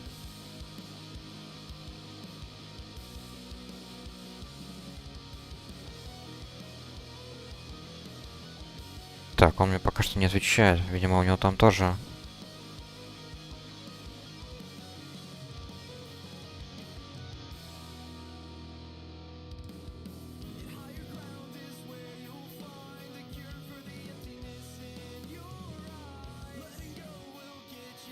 Ну ладно, ничего, подождем, если что.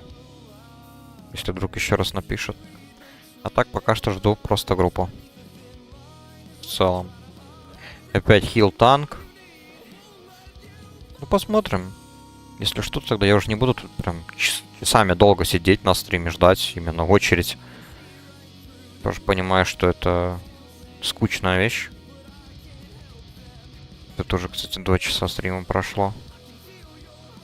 Я, по сути, ничего такого особо не сделал. Болтал, правда, много сам с собой, как долбоеб. Ну ладно. А так, ну, открыл несколько локаций. И за весь стрим только быстрый забег в кузню душ. Кстати, точно нужно глянуть, а что вообще дропается в героике? А, так мне вообще надо было героик, наверное, изначально, кстати. Регать. Просто потому что есть шанс, что выпадет еще и вот перчатки такие.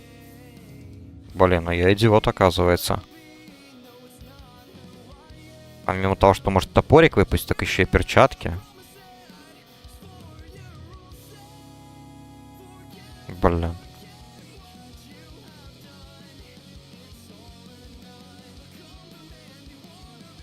Окей, ладно. А есть ли смысл сейчас перерегать яму Сарона в гер? Блин, я думал, что в обычку будет чаще регать, и ну так проще все-таки.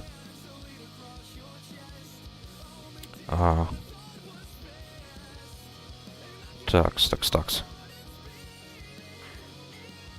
Наручи, наручи, наручи. 78, 86.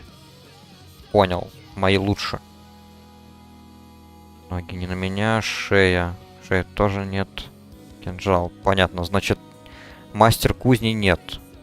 Ну, как раз таки с обычки вот я бы взял такой молот, если вдруг я захочу сделать дуал спек. И все-таки рискнуть поиграть за Анхоли, так уж и быть, да.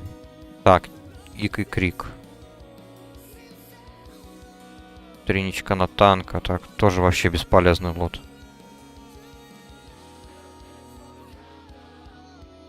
Героический лут. Так, смотрим.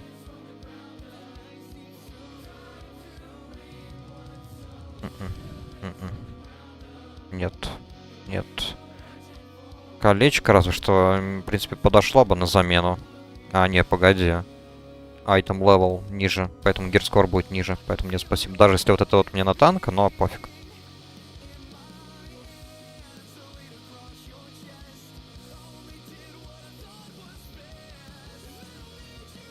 Хотя тут... Ну ладно, тут меч тоже он на танка больше.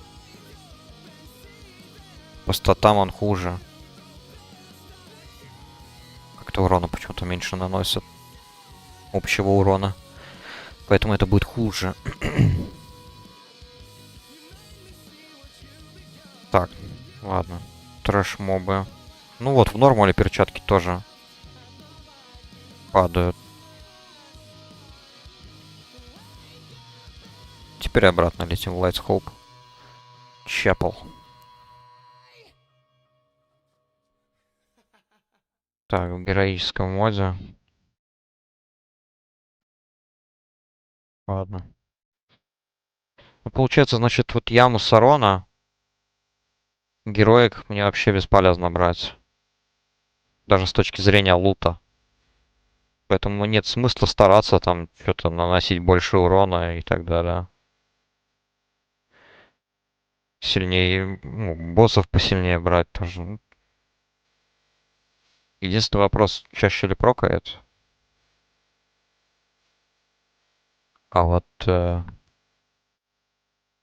кузня душ, тут да. Тут, блин, надо героик мне ходить.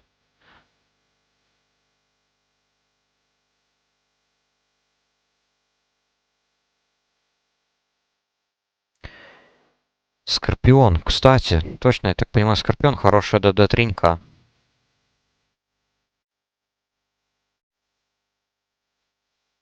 Отличная замена будет моей вот триньки, которая, к сожалению, то, что вот мне нравится, она дает, конечно, дополнительный урон, но что поделать. Блин, кота.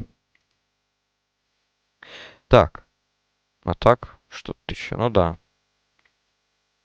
А, это плечи. Не, плечи мне получше. Угу. Ну да, слав босса, значит, по сути, триничка на замену моей. А вот тут, ну, сумка тоже хорошая вещь. Чисто так, чтобы было. А так, да, это, конечно, вот топор и перчатки, как минимум две вещи.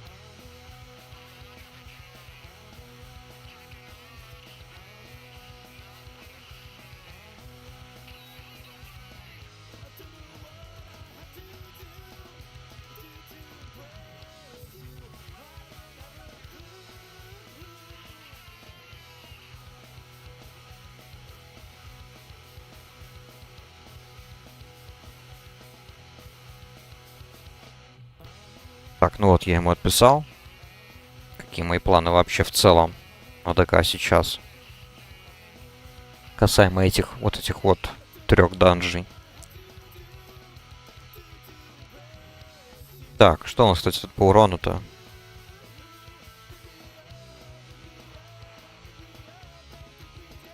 Да, Хант меня в итоге не догнал. Не смог. Друид вообще Ну, Друид, ладно, у него ГС только 4000 там. Чуть-чуть до 4000 не хватило. А вот Хант чуть-чуть больше имел у меня. 5,1 там у него было, или даже чуть больше, чем 5,1.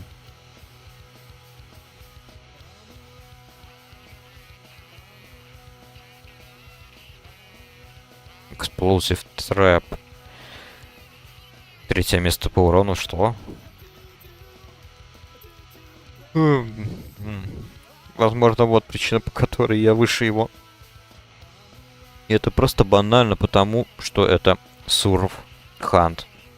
Мне кажется, Сурвы это сложный спек, который нужно очень сильно изанализировать, прежде чем играть за него.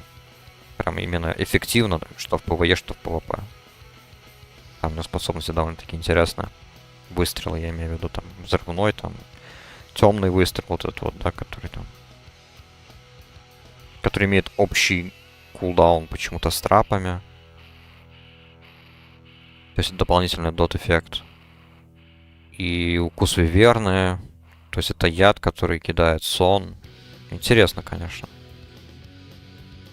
Мне кажется, он как раз-таки больше для ПВП, а, наверное, для арены такой. Чисто спек. Нужно уметь. Я как-то пробовал, понял, то, что это не мое, хоть он довольно веселый был. Просто мне нравился именно по стилю. Как выглядит тот же взрывной выстрел, это прикольно.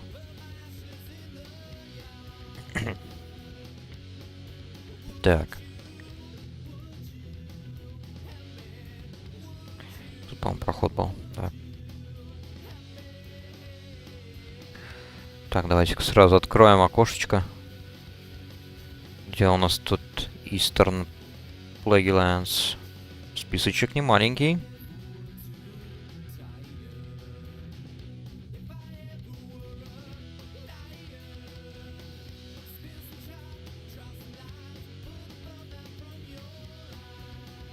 Так, все, тут есть. Да, тут локация тоже такая не очень удобная, потому что... блин, по центру вот эта вот гигантская яма.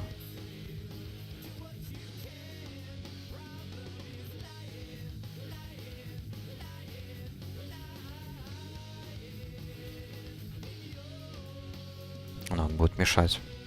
Но, наверное, все-таки больше мешает именно для лоу-левел игроков. Мне так будет пофиг. Так, я рад, кстати, вот тому, то, что здесь вот периодически я встречаю игроков 80-го левела, не знаю, ну, наверное, они просто фармят. За... Вряд ли это прям все исследователи тоже. И меня радует то, что они не хотят лишний раз драться в PvP. Я просто сейчас не особо на это настроен.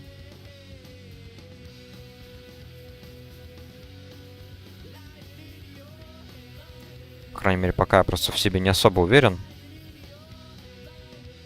чтобы дать отпор. Поэтому, ну, соответственно, лишний раз позориться не хочу. Так, что у нас тут? Ладно, наверное, темные земли пока что я не буду исследовать прям по полной программе. Только вот эти близлежащие земли возле края, которые как раз-таки рядом с проходом в Кильталас. То есть, соответственно, сейчас я тут поднимусь, чтобы открыть. Да, вот. Деревня троллей. Тут будет проход. И, ну, до Стратхольма, может быть, не знаю, добежать или нет. Стоит это делать?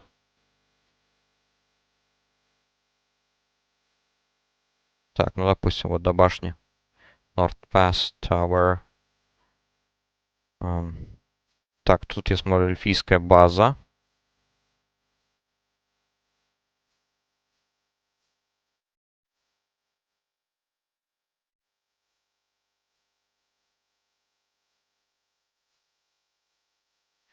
Такс.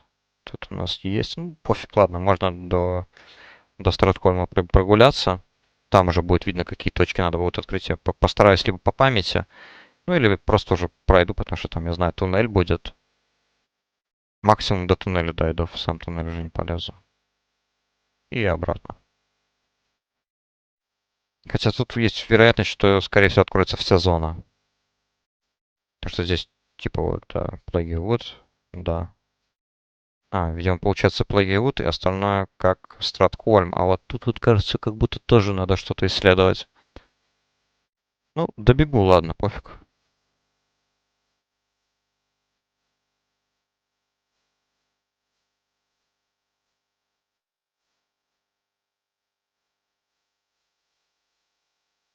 Так, он мне пока еще не ответил, ну, на флайне смотрю. Ждем очереди. ДПС потихоньку то присоединяются, то откалываются. Ну, тут, конечно, сложно рассказать. Успею ли я еще во время стрима попасть в данж. Что так-то уже 2 часа прошло.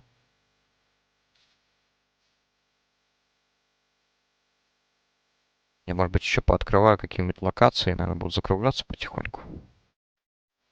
Сегодня просто еще есть свои дела. Завтра у нас получается, что четверг. Не знаю. Может быть, завтра будет стрим, посмотрим. Если завтра будет, то, наверное, скорее всего, будет по престу. Просто я думал, что по ДК будет куда более активно все. Но, по всей видимости, нет. Поэтому надеюсь, что завтра смогу поспамить тогда данжа за преста.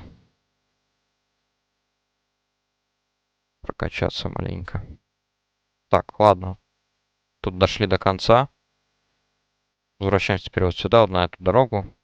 Там будет проход в Кельталас.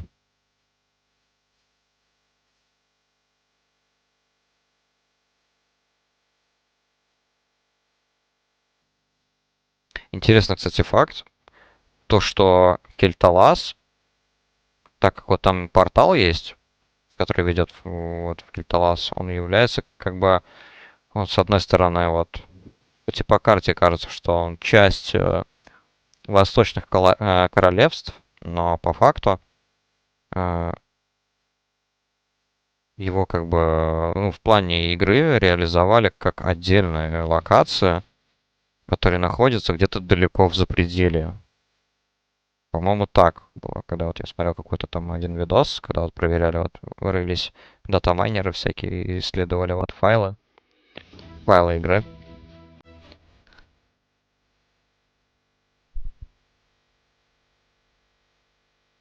Вот они вот это вот все проверяли, и, по-моему, они сказали то, что э, эльфийские локации, по-моему, возможно, дранейские тоже, эти два островка, они на самом деле, они находятся вот в другом месте. Просто банально потому, что, по-моему, вплоть вот даже до сегодняшнего дня, вот до ритейла, там нельзя летать на флаймаунтах. Вот насчет Дернейской я не помню, а вот Кельталас, да, там действительно там нельзя до сих пор летать на флаймаунтах. Хоть и в ритейле уже с катаклизма разрешили летать по Азероту. Поэтому там и перестроили локации, чтобы сделать более-менее привлекательные границы перехода вот между локациями, да, там. То, что изначально границы были не очень красивые, там просто типа, резко, так знаете, цвет менялся. Допустим, вот с оранжевого сразу же на какой-нибудь зеленый.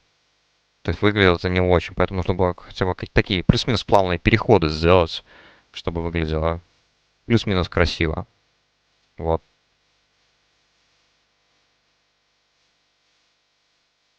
А вот Кильталас, так как он заграждается вот таким вот порталом, он находится в совсем другом измерении.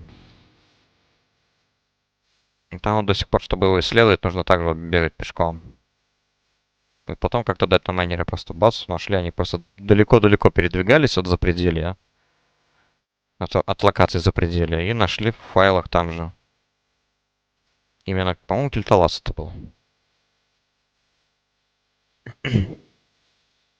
Кстати, красивая локация довольно. Правда, не призрачные земли, фу, слишком она мрачная. Понятно то, что, да, там повлияла вот плеть на нее и так далее. Все по лору. Но, блин, не знаю. Мрачных и так хватает. Вот те же сумеречные, тот же сумеречный лес. Но, как ни странно, он мне почему-то больше нравится.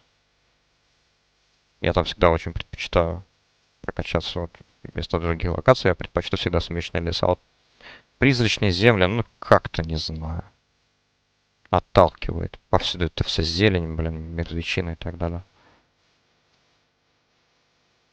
А вот именно вот леса вечной песни, вот это да. Это, конечно, молодцы разработчики. Вот. Сделали особенную локацию. Иную, скажем так. И вот она действительно выглядит очень красиво.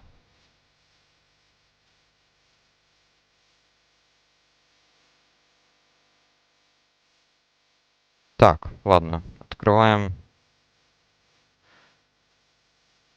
Ghostlands.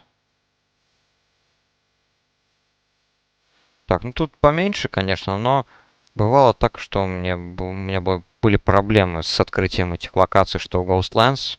Я как-то долго искал местечко. Некоторые местечка то ли у побережья, то ли где, чтобы их исследовать. Не мог найти толком.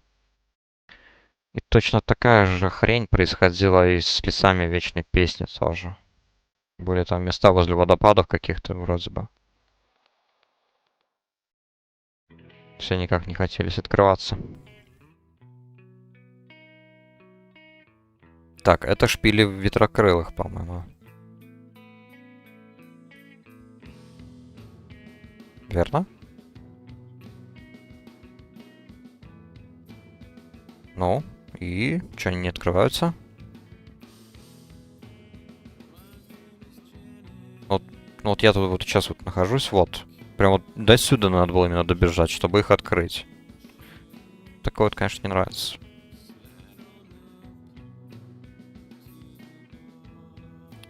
Так, ну вот, уже почти полчаса и снова в очереди долго ждал.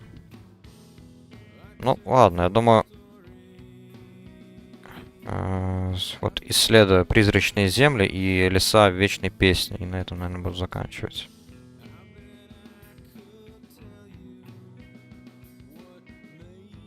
Потом уже вне стрима, наверное, буду пробовать еще позже вечером. Всю вот эту вот тему провернуть.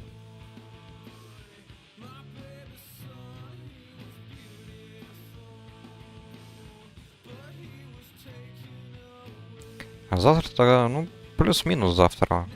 В это же время, где-то утром, плюс ближе к обеду, может быть. Стартану за приста. И там уже посмотрим. Вот. Надоест за приста, продолжу потом за паладина. Чтобы не забыть, как там за прота играть. Потому что все-таки протом я там уже дошел до запределья. Соответственно, там уже на ФК режиме особо не прокатится. Там уже нужно включать иногда мозги, учитывая, что некоторые там способности по талантам уже открыты у меня.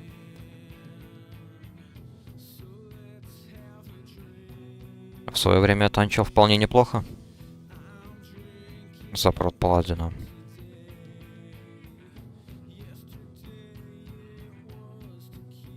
Так, вот здесь, по-моему...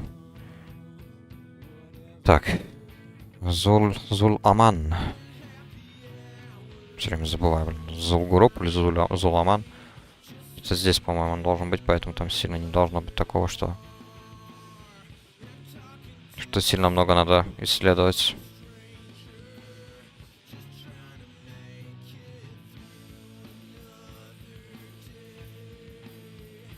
Такс. Что тут можно открыть, наверное, вот это вот здание. Откроет мне, да. Отлично. Так, ну теперь, наверное, можно в Зуль-Аман.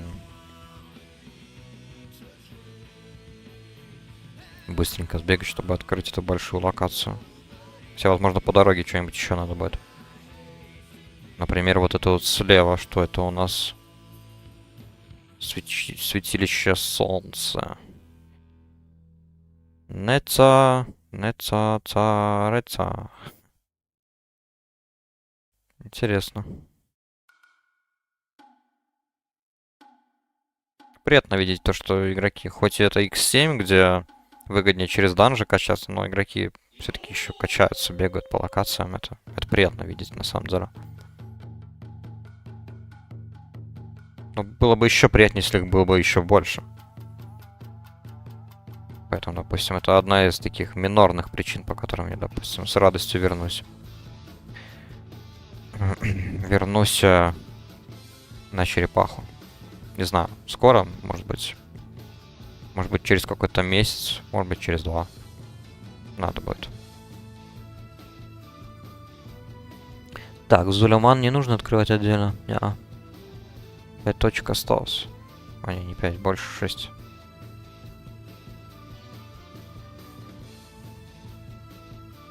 Так, давайте, наверное, сюда начнем с правого угла.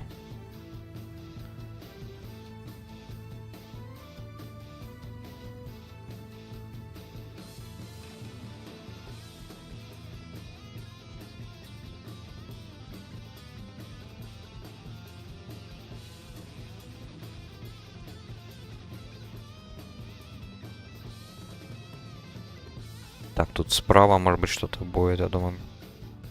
То ли руины троллей, то ли что там еще было, я уже и не помню. Зептела.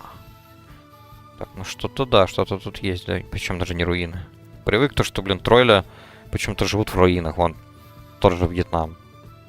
Где живет... где находится тот же Зулгуру. По сути, одна из самых сильнейших частей Азерота, где живут тролли, которые, ну, не за Альянс, не за Орду.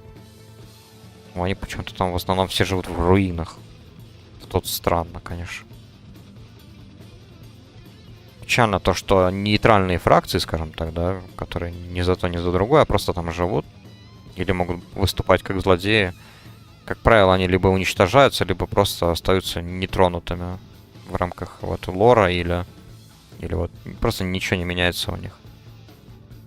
То есть, если что-то продвигается по лору, то это именно Орда или Альянс, там, ну, условно говоря, то есть те, за кого мы играем, те, кому мы помогаем, добряки всякие.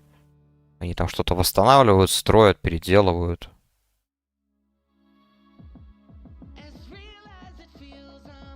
Появляются новые деревни, города, там тот же, допустим, Sentinel Hill, главная база Альянса в западном крае, вот перестраивается, да. Просто потому что время идет, ну хоть что-то должно перестроиться, а так, по-моему, вот именно нейтральные какие-нибудь существа не могут додуматься, те же гнолы, мурлоки, не могут додуматься сделать какой-нибудь еще дополнительный лагерь в старых локациях или просто перестроить их.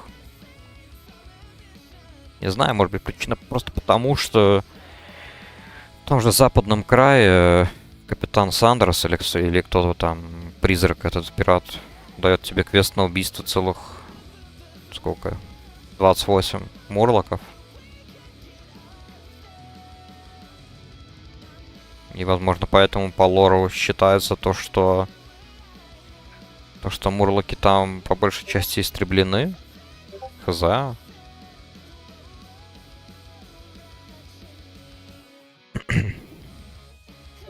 Так, я смотрю, хил появился.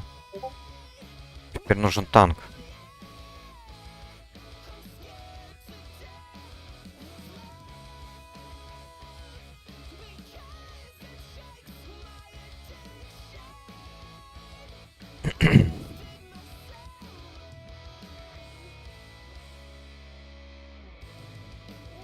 Спамим теперь. Чтобы танка нашли. Так, Таранквиллан. Вот здесь находится база Орды. Вот. А, еще не открылись. Так. Давайте ближе. Вот так вот.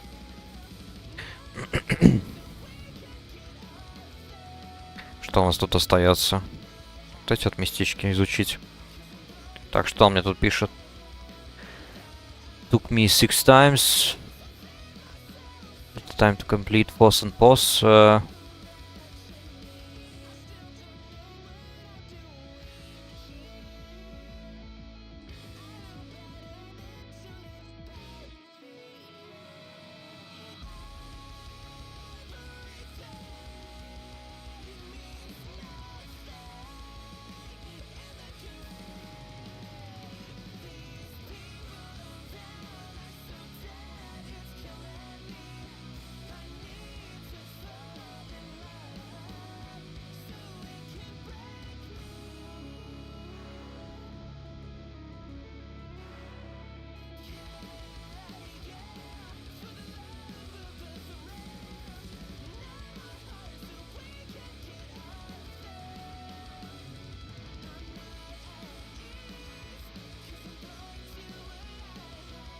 Так, это у нас что там?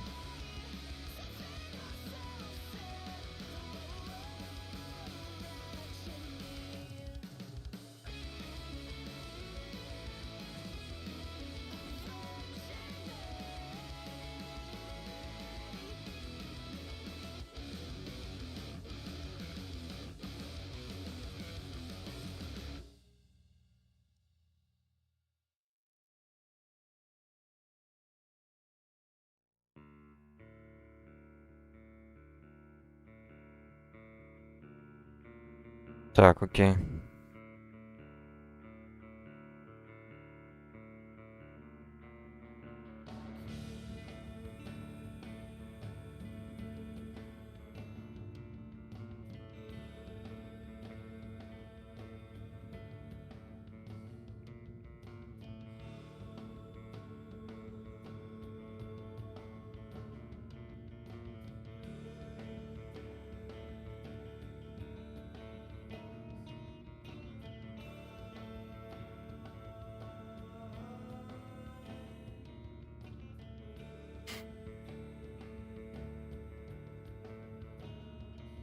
Так, вот он меня пригласил в гильдию, и с нами паладин Твинк. Я так понимаю, это вот Твинка гильдия, русскоговорящая. Я, по-моему, наверное, вот мне предложили поговорить с одним из участников этой гильдии, чтобы...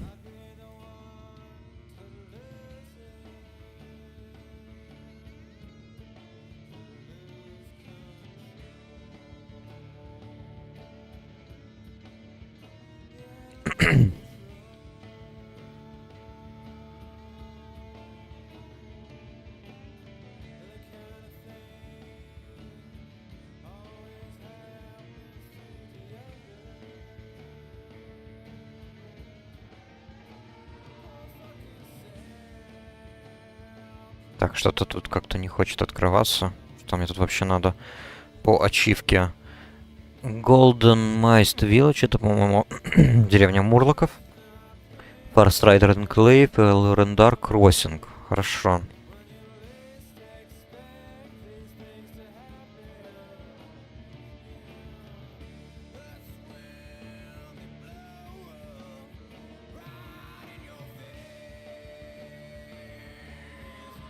Так. Farstrider Enclave. Здесь... А, вот он. Он же открыт у меня. Вот это очень странно.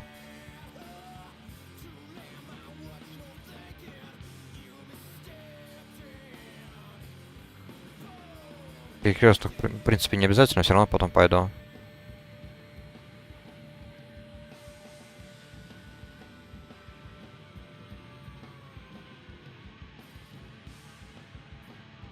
Так, это у нас вообще кто? Это у нас хил? Или что? Так, это у нас ШП. То есть, товарищ мой в ШП пошел. А, это у нас хил, наверное, я так понимаю.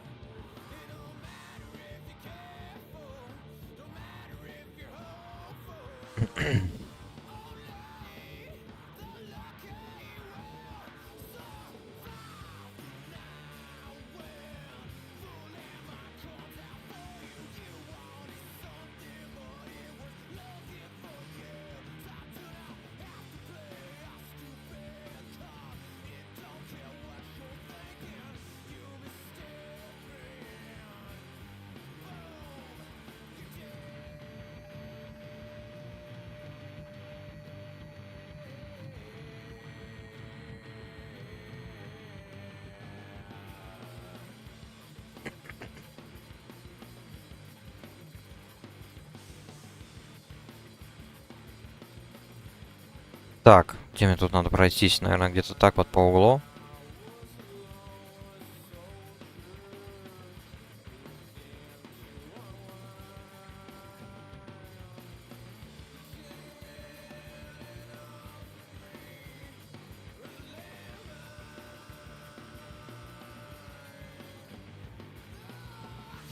Тут в этих горах, я так понимаю, какие-то эти... как их там? Как же их там были? Катакомбы. Прист еще один. А, ну да, можно взять приста, который просто одет уже. Why not?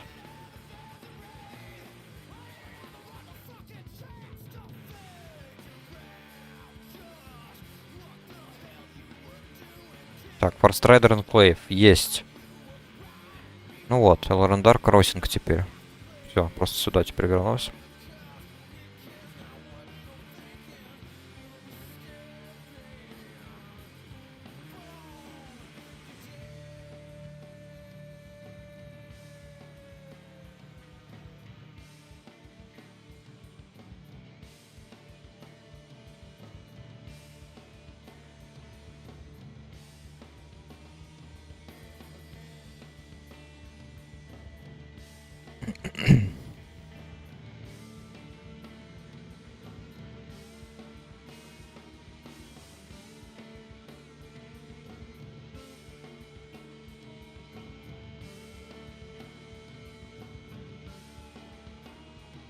Так, ну у нас, видимо, в гильдии нету танков. Хотя, смотрю, у нас там онлайн. Ну да, почти все латники. Ну ладно, один вар 64-й. Так, разбойник тут. Неудобно, конечно, когда русская прям русским шрифтом пишут. Не припоминаю, чтобы русский язык прям полностью не воспринимался аккаунтом. Ну, точнее, самой игрой.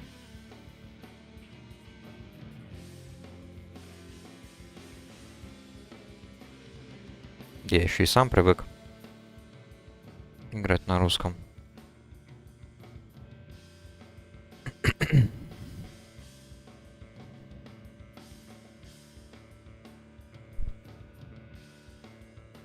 Так, ну что? Леса вечной песня. Что и где тут у нас?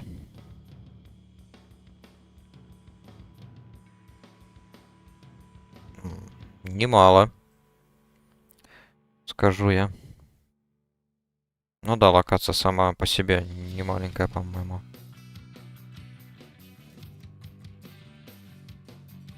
Так, ну это, да, это не нужно путать, это уже там граница.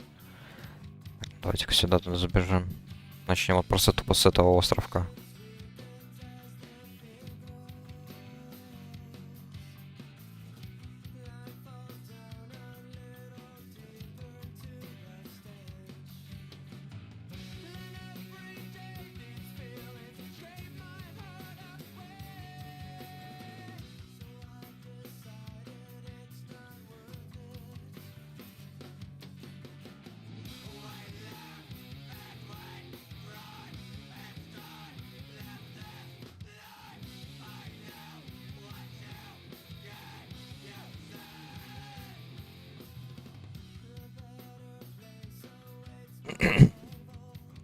Что-то решил.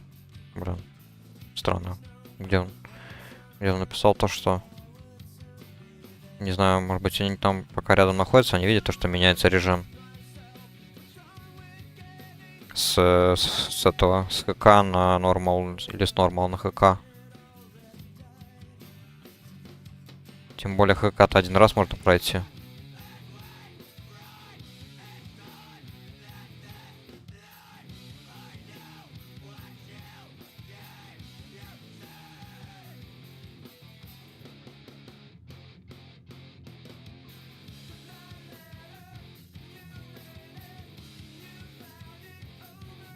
Так,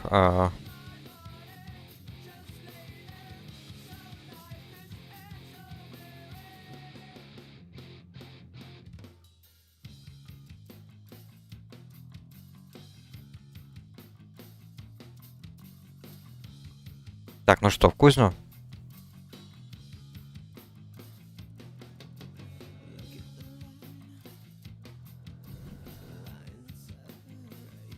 Сначала тогда кузня, потом яма.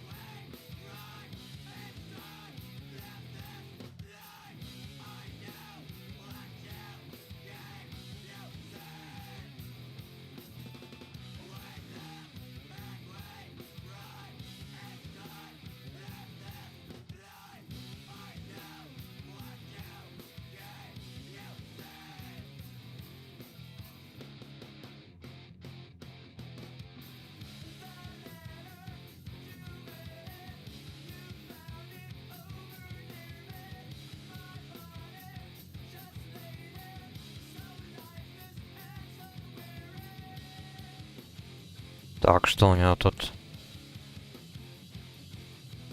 Так, ну в фулл-холле. Блин, прикольно, кстати. Я смотрю, у него шмот прям именно вот на 70-й левел.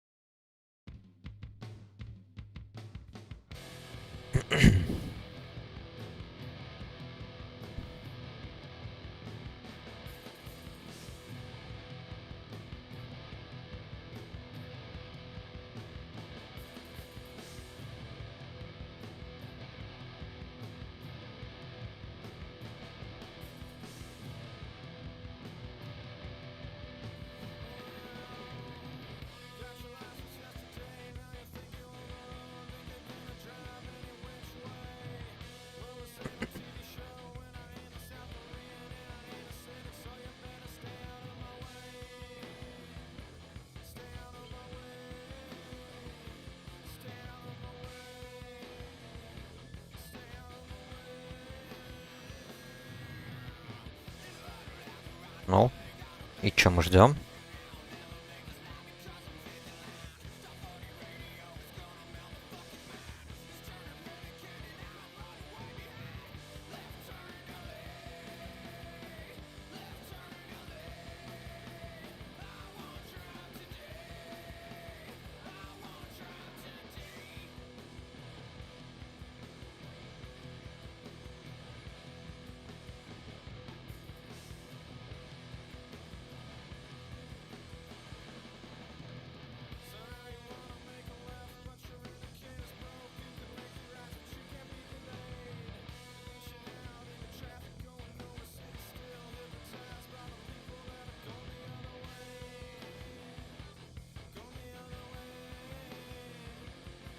Последний был кошмар. Ну, не повезло, значит. Что тут скажешь?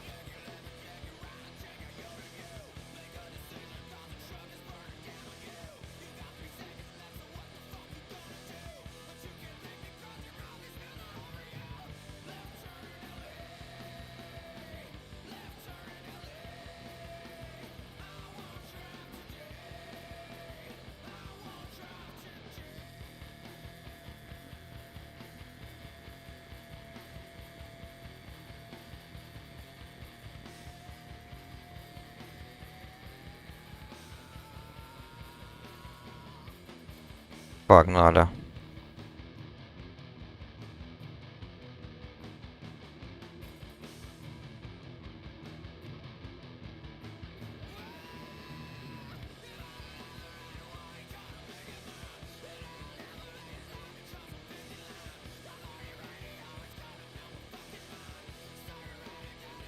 Так, ну перчатки все так же не хотят падать, к сожалению. К сожалению.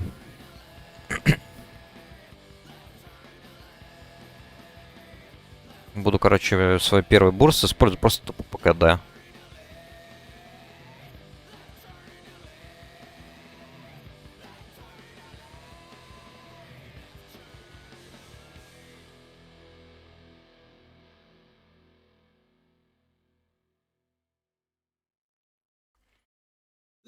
Да, кстати, напоминаю, это у нас скилл 79-го левела Твинк. И это круто. Молодец. Справляется.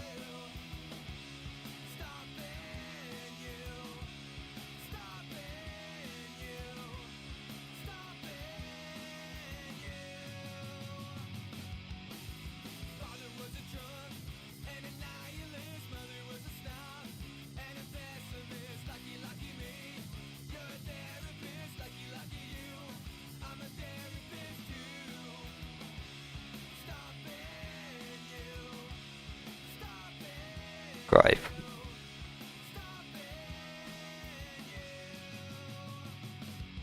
Так, ну. Держится на 3-м месте, молодец.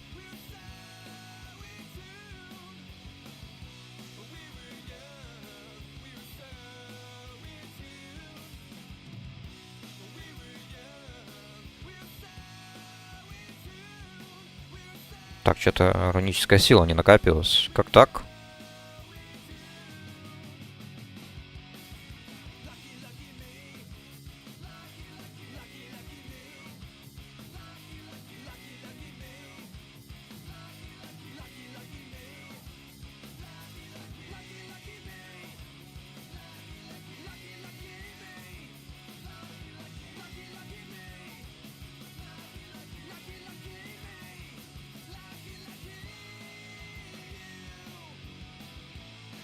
Так, тут тоже у нас есть скелетон. Понимаю, его надо почему-то всегда фокусить. Хотя я обычно любил фокусить других чуваков. Этих вот акалитов, по-моему. Я обычно. Адептов перепутал.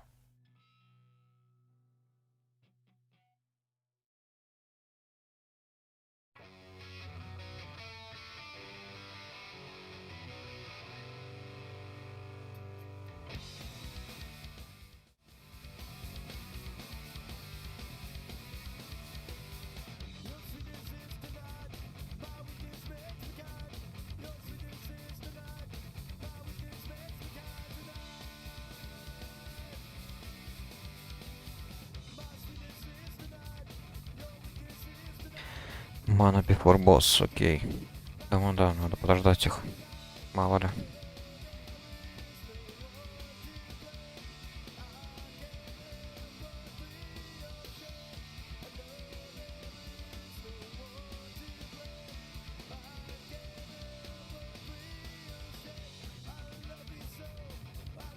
Так, ну на 2-м месте у нас танк, но я смотрю, на танк у нас прям максимально заряженный. 45к. Сколько у него ГС, кстати? 5,6, ну 5,7 даже. 4,1. 2,1 хил, кстати. 3,7. 3,7, товарищ мой. Хорошо.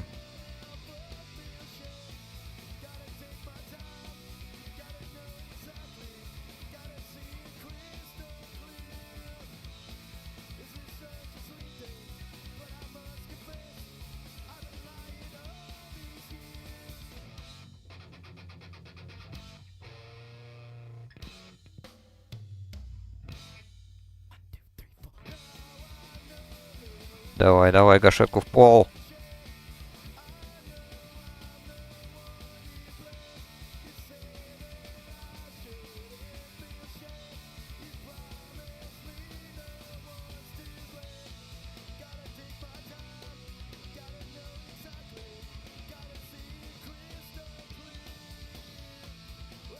Не успели, да? Забурстовать. Не знаю, не видел. По-моему, не успели.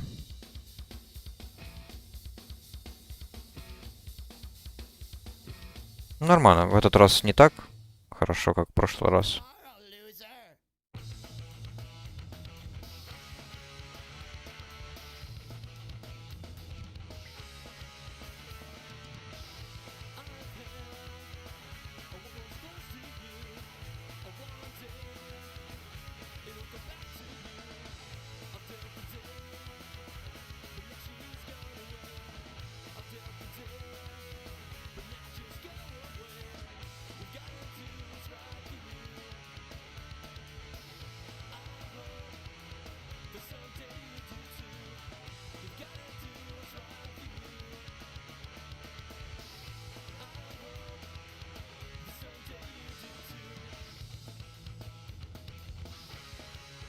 Поэтому танк сюда пошел.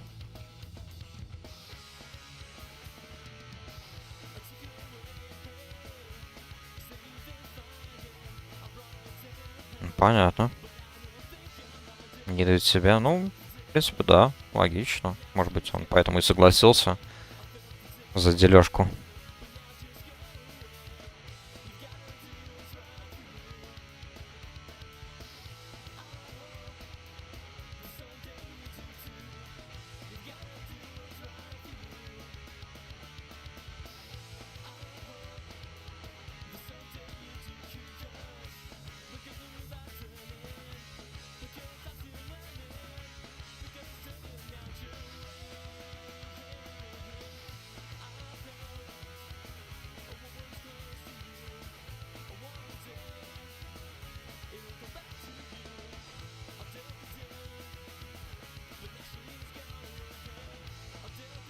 Да, порой, наверное, иногда просто можно нажать на зимний горн, чтобы просто чуть-чуть бустануть. Сколько он там дает? 10 иронической силы, ну, хоть что-то.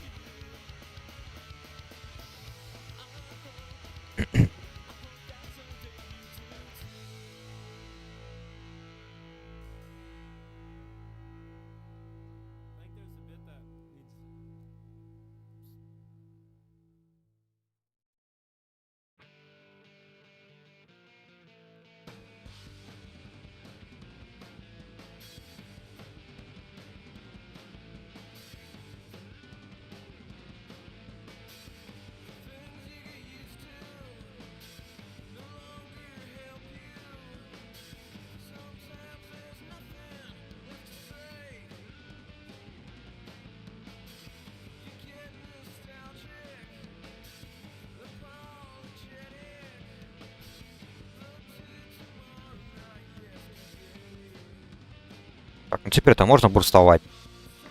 Ломаем лицо.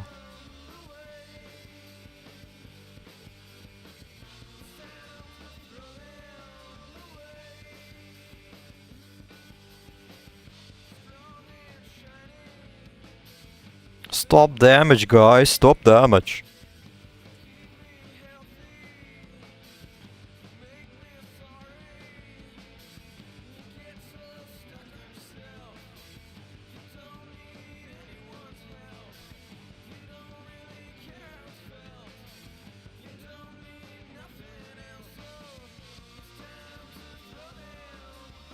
Get behind.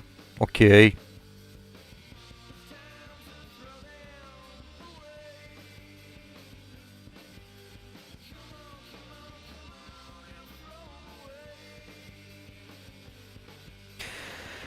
Ах, шея. Хрень. Нагрудник. Не для меня.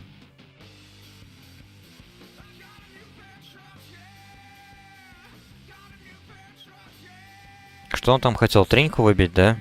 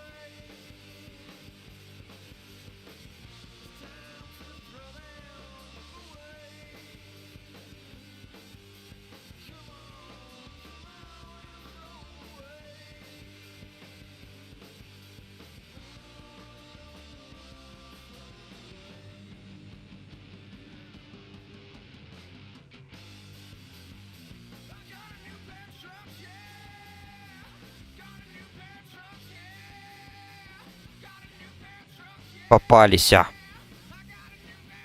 не могут вот так вот спокойно пройти.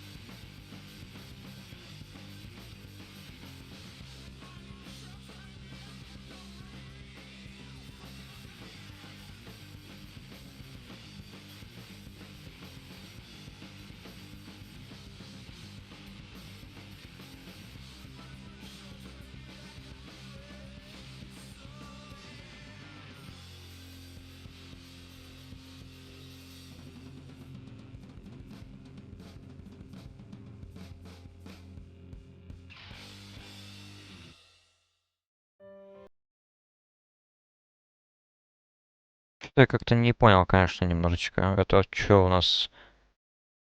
Танк и хил это один и тот же игрок, что ли? Тут я вообще не врубаюсь маленько. Или что? Чё он попросил, допустим, у меня шею, но не попросил нагрудник. Очень странно.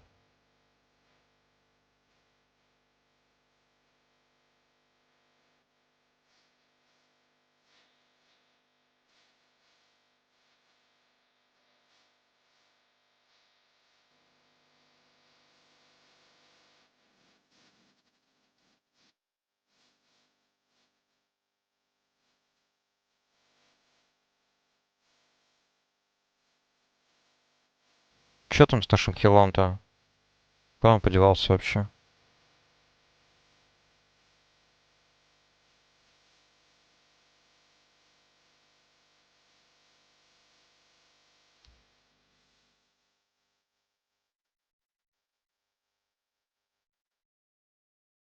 Чё с хилом-то?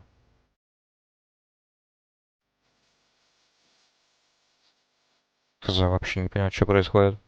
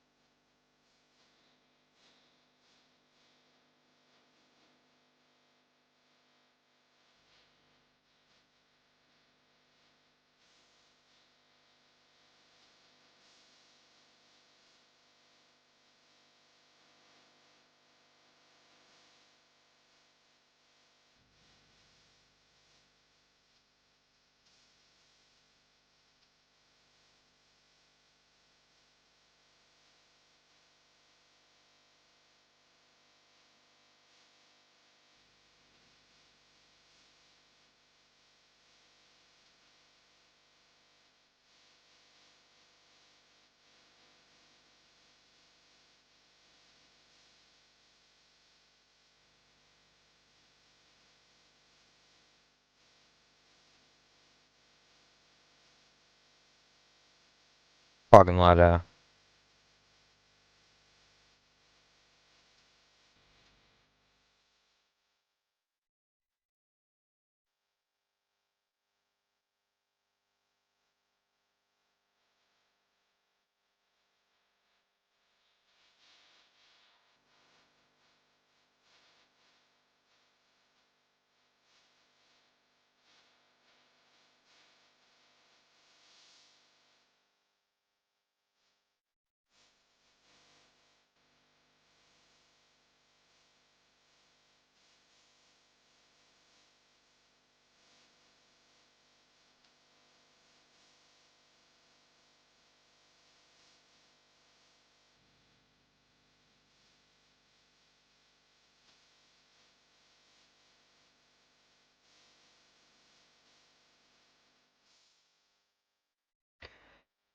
Вот так. Так, ну он, я так понимаю, ниды, да, или что?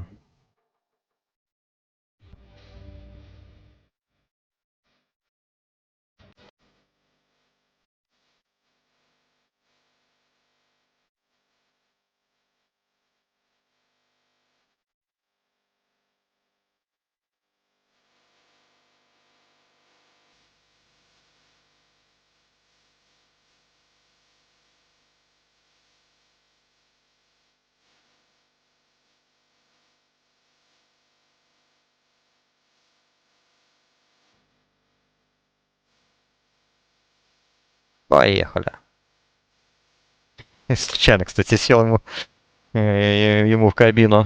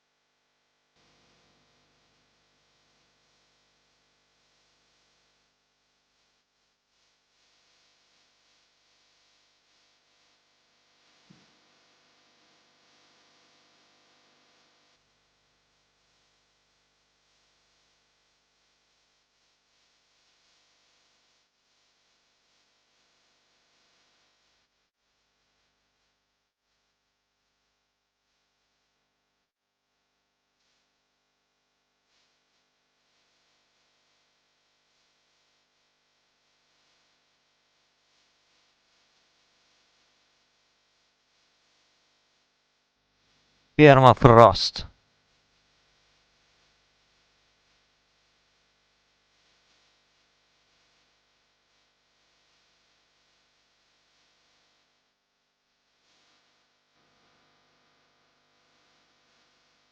Так.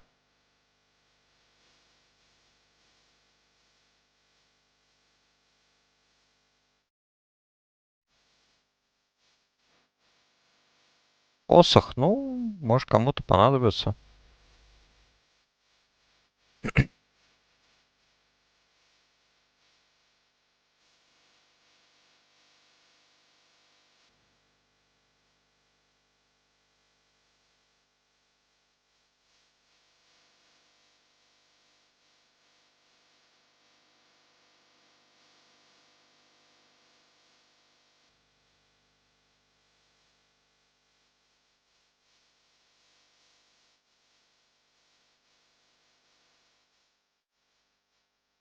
Так, тут, по-моему, надо вот аккуратно кастеров, по-моему, постоянно прерывается или что-то типа того.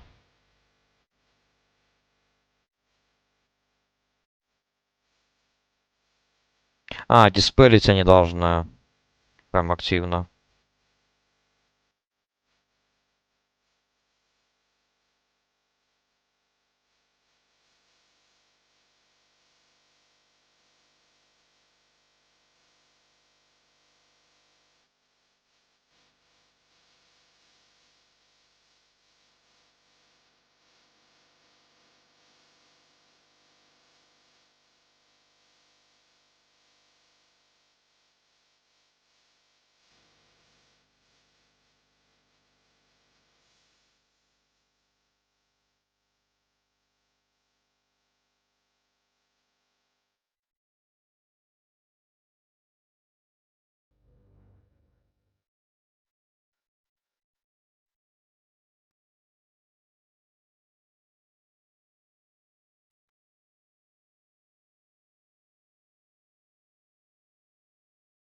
Так.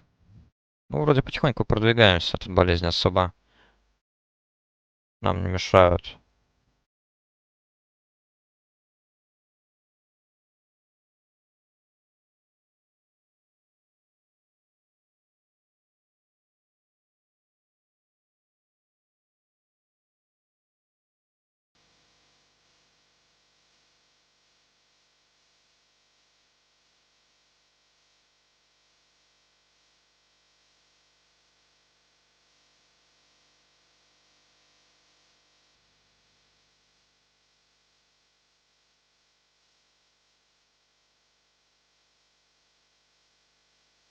Давайте еще раз распространим.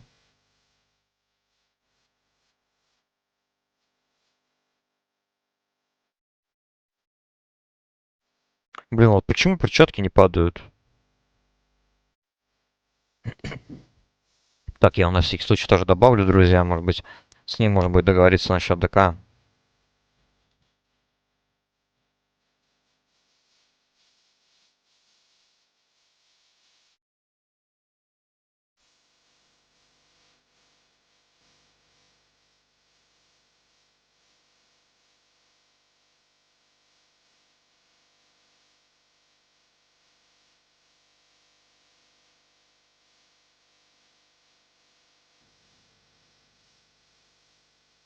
Так, ну хотя бы репутация качается, пока нежить убивается.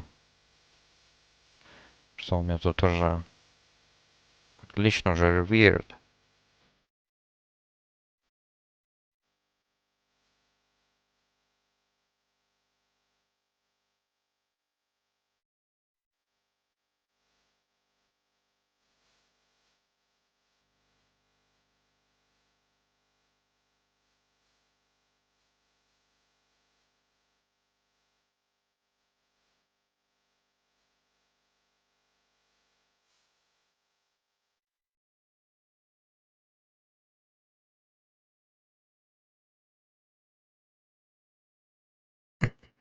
М, Да, кстати, прикольно. Прикольная способность. Меняет уровень угрозы, по-моему.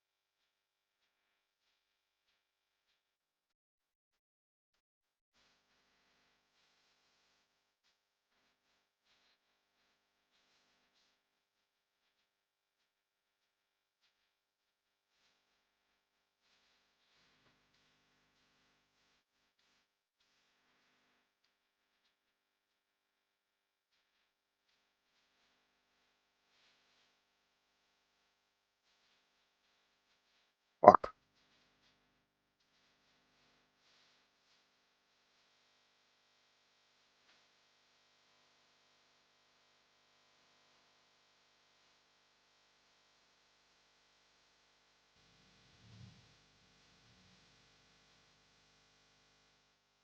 Шея неплохая, кстати.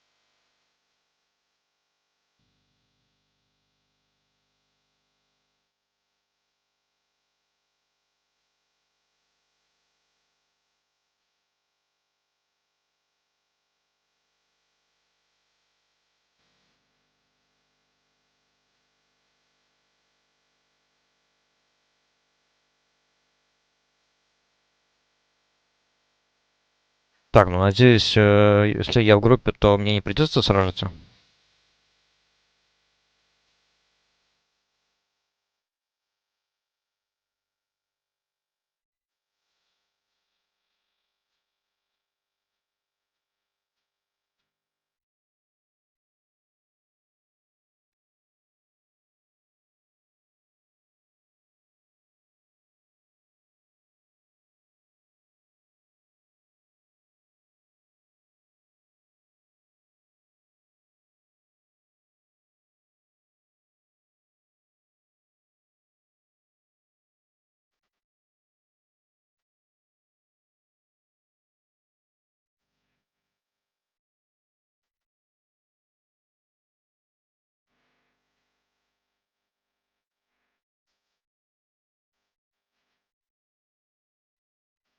Так, ну почему я не могу с ней поговорить?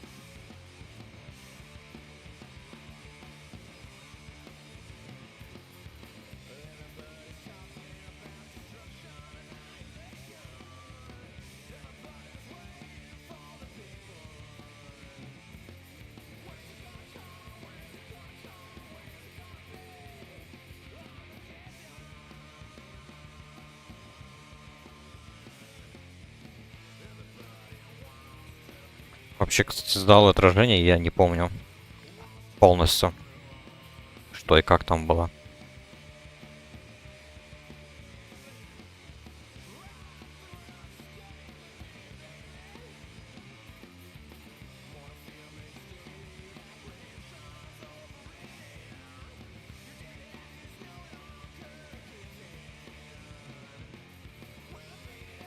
Так, ну хотя бы Кильдолар сделал. Это радует.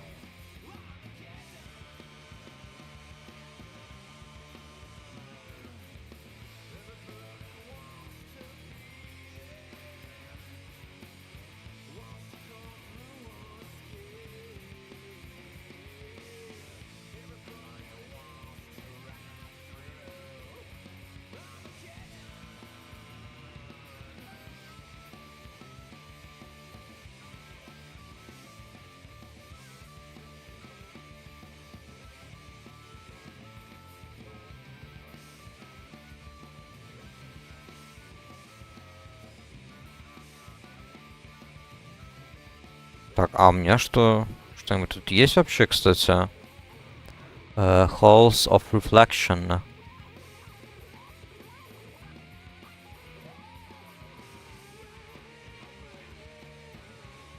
163. Так, не того ударил.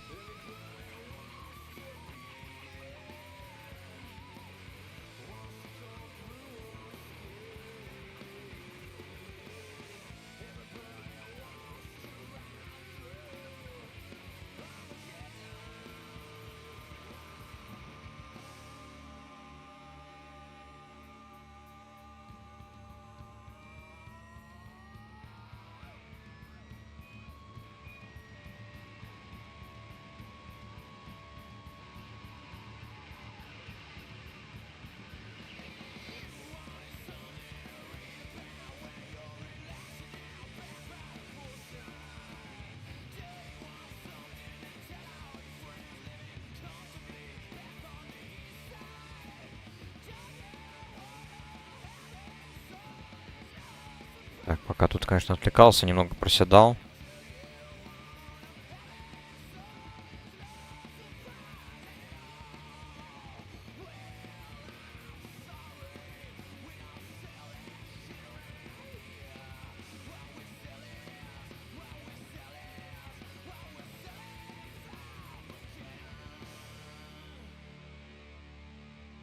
Так, а это что такое?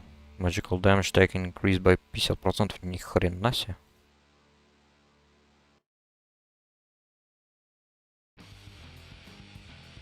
Так, после этого, я так понимаю, будет босс уже сражаться с нами.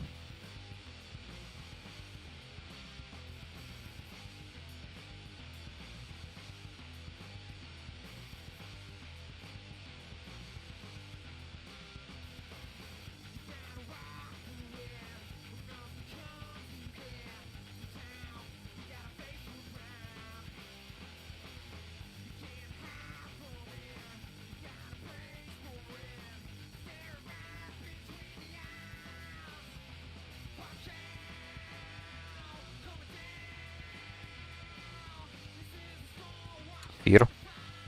Крестовский.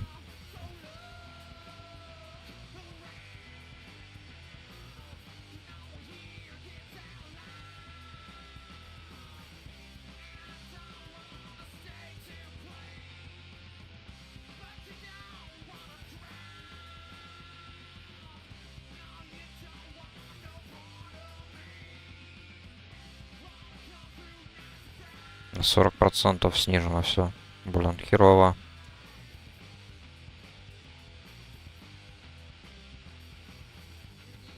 Интересно, ну, правда, это босс какой-то с дебафами, да и все. Ничего такого.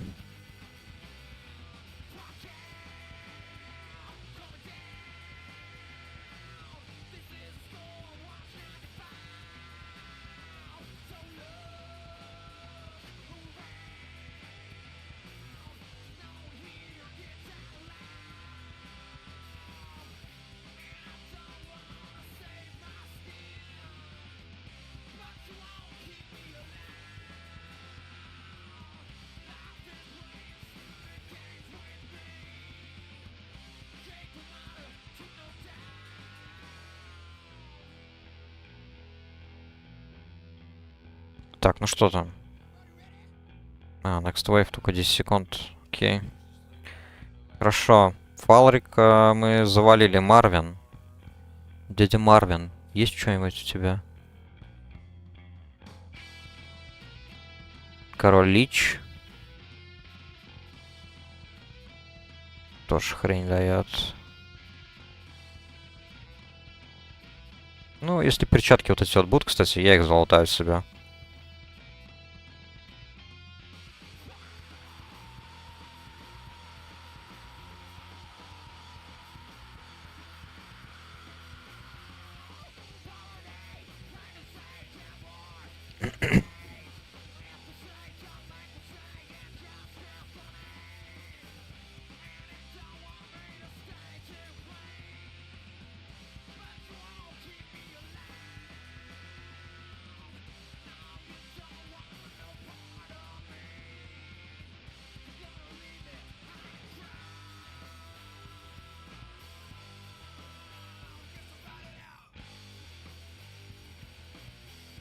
Так, одно я притянул.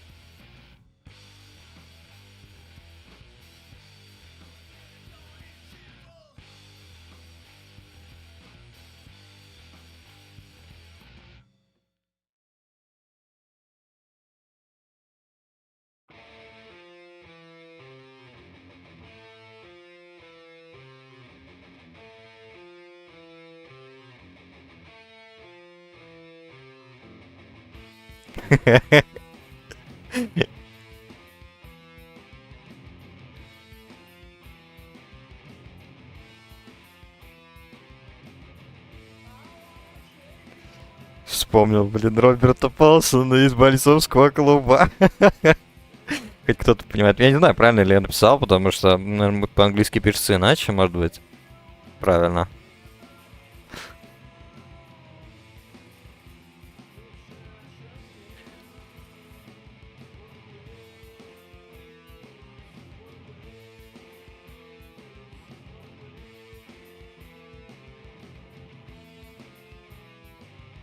Так, давайте распространим еще раз. Можно? Можно? Пожалуйста. Так. Теперь долбанем ветром. Бурст.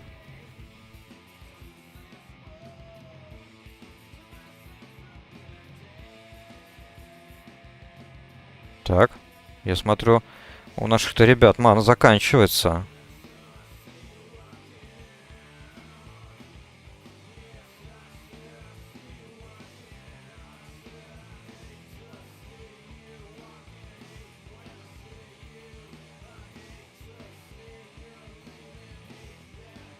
Хм.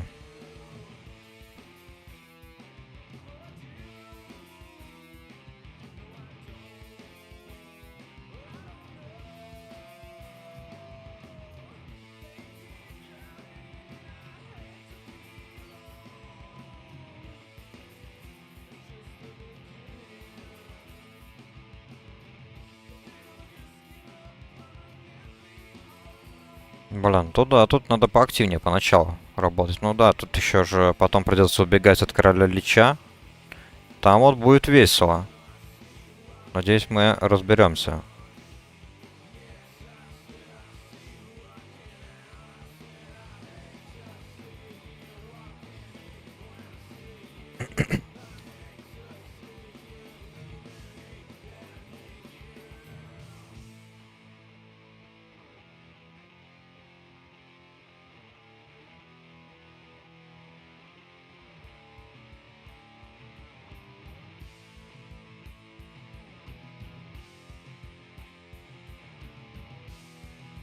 На тебя. Еще гулей.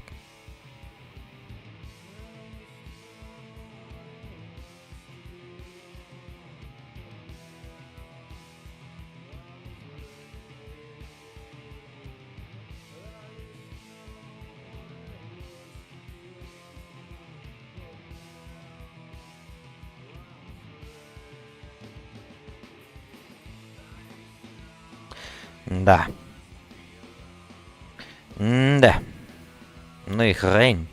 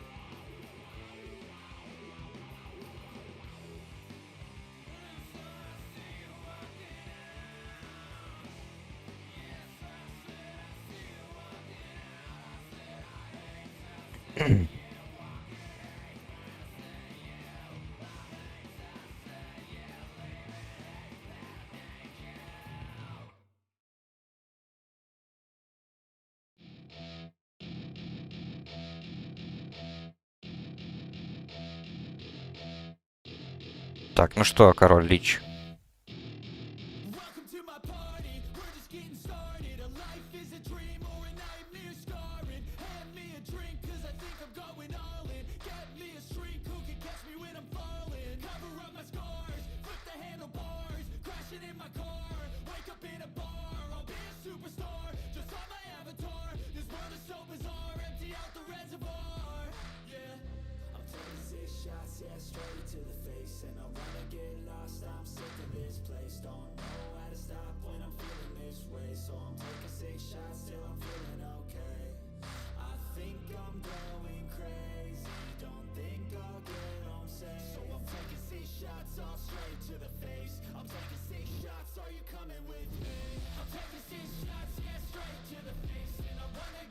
Так, ну, надеюсь, мы разберемся, да? Без проблем. Ведь так, я просто очень давно не играл.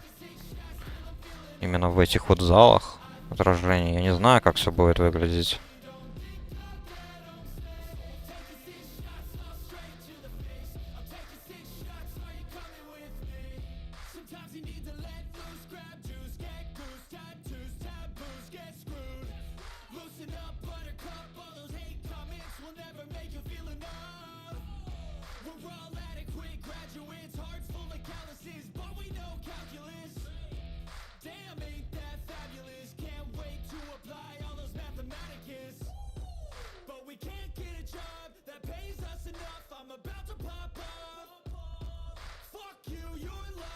Так, ну тут надо разрядиться по полной, чтобы дядька Артас нас не догнал.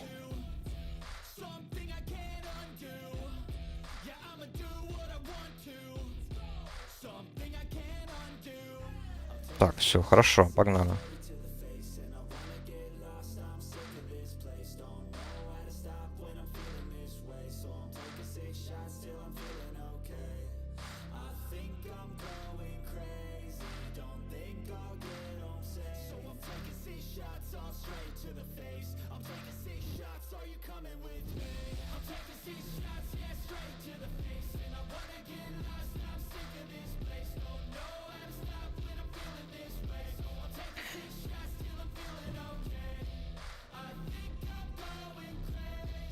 Так, ну.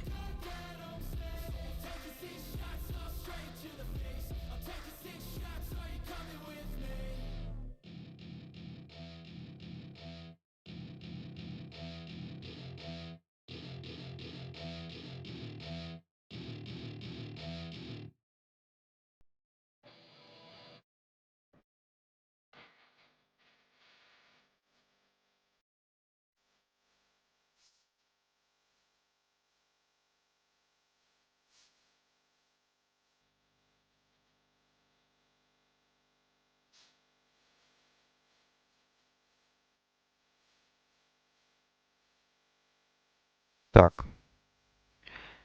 Дядька Артас уже подходит.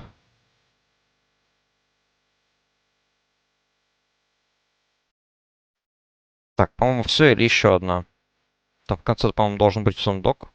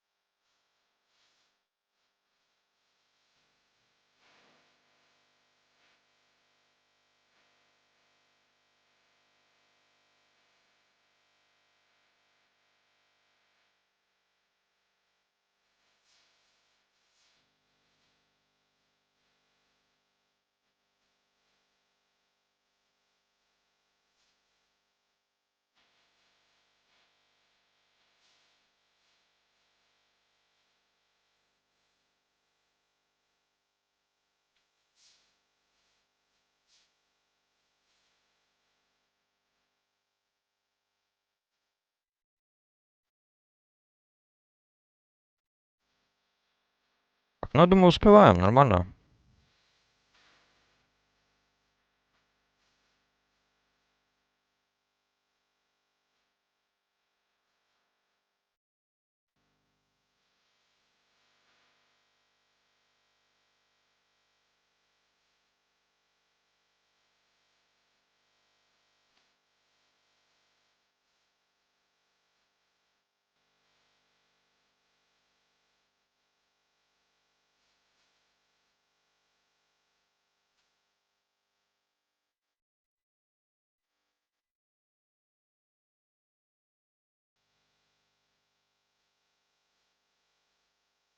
Найс. Хорошо. Так, а вот...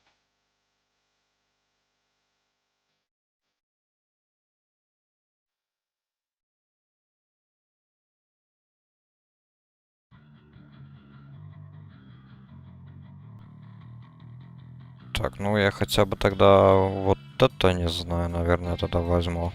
Ох, чисто для ГСа.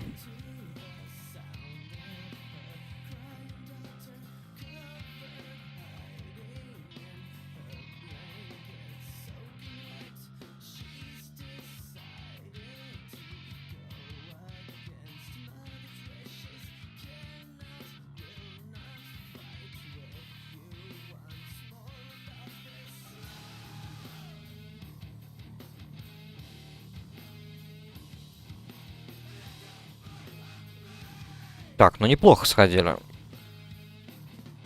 Все три части сразу прошли. В итоге выбил эти перчатки танковые, правда. Ну хоть что-то.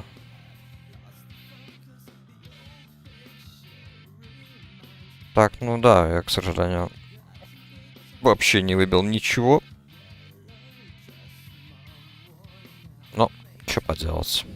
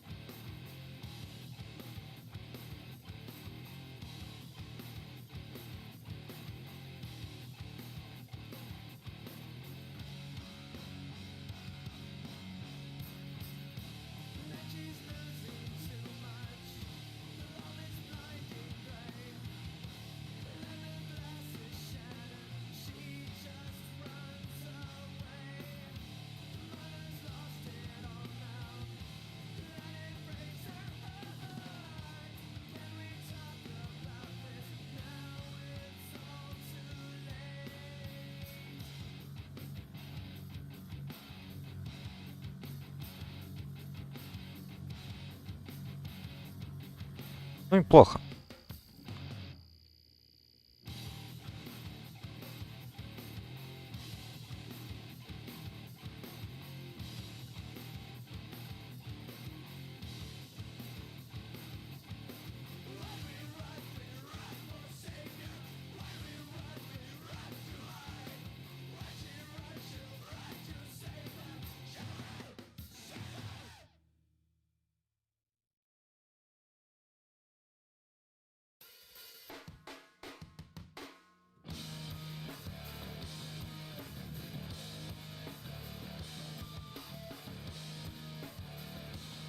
Так. 370 ГС.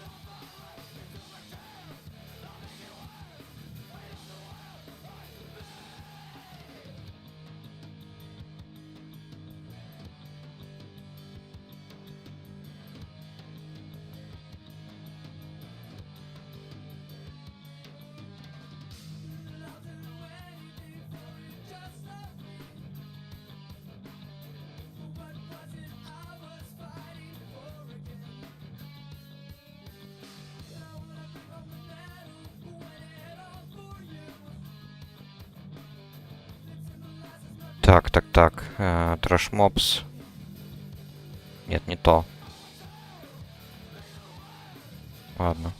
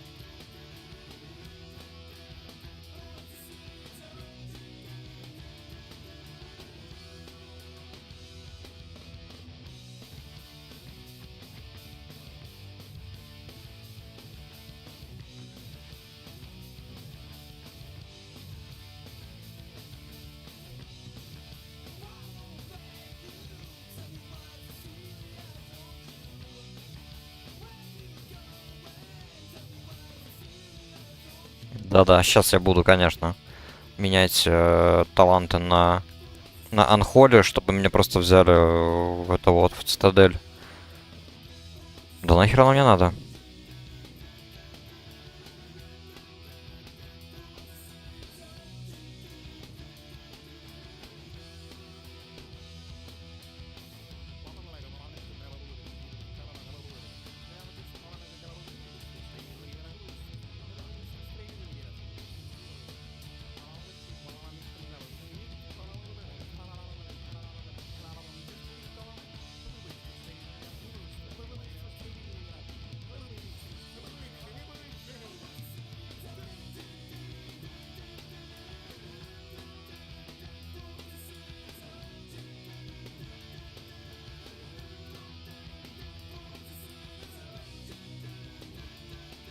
Так, что я хотел? В Гильдонас. Портал есть, по-моему, в Шатрате.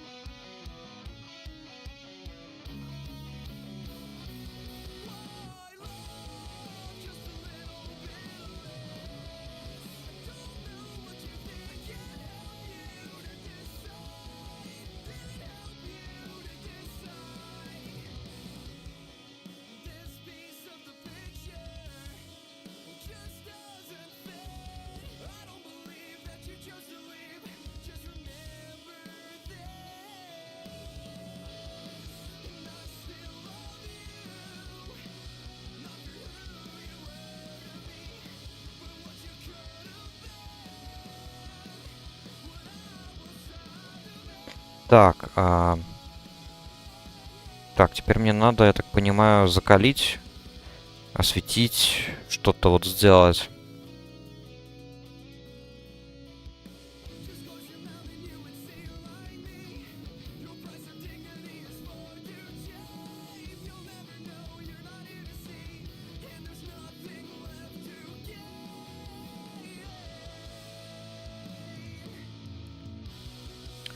Такс.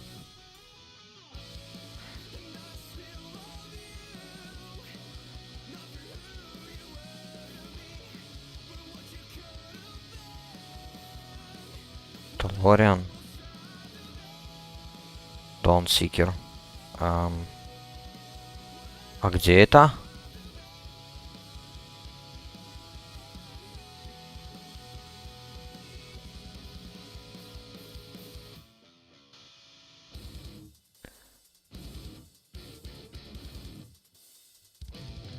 End of the Death Scar. На острове. Это прям вот здесь. Ну давай попробуем.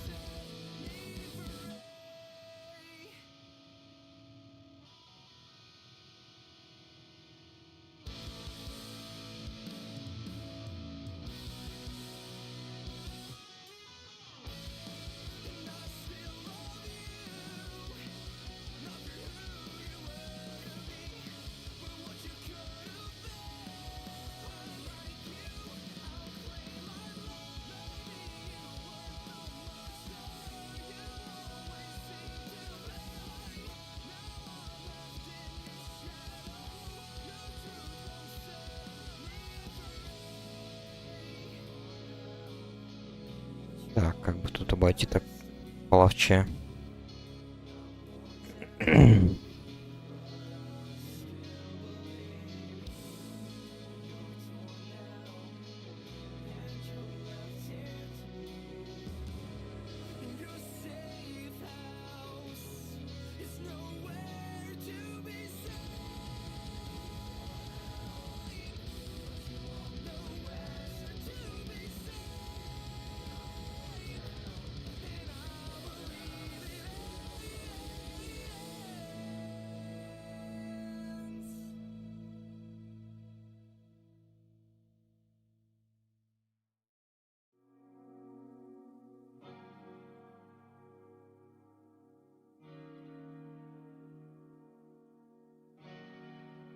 No idea lag. Да.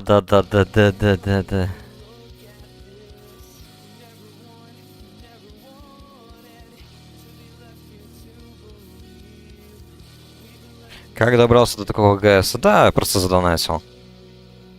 Я, кстати, никогда в своей жизни не донатил. Все своими руками добывал.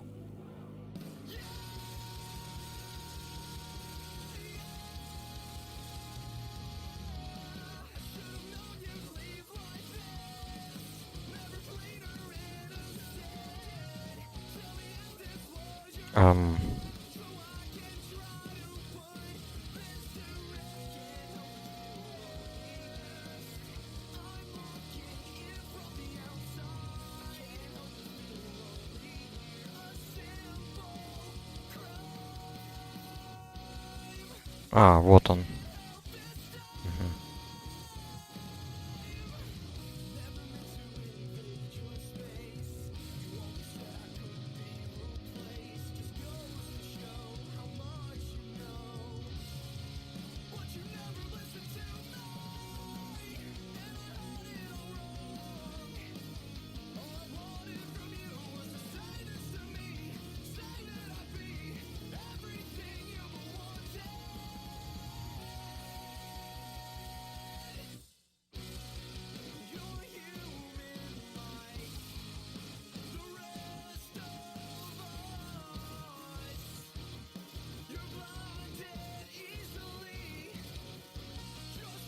Неужели сейчас драться придется?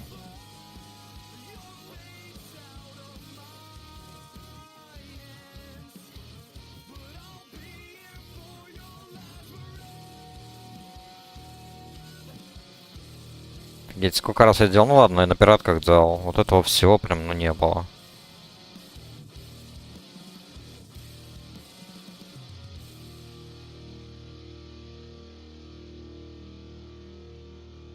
По-моему, я просто что я сделал?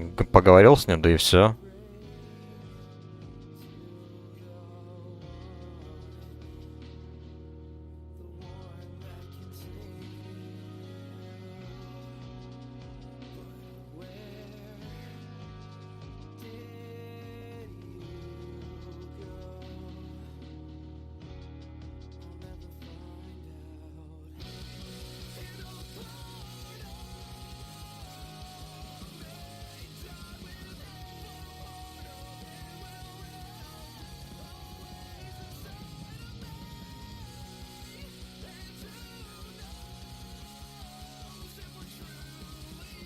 Так.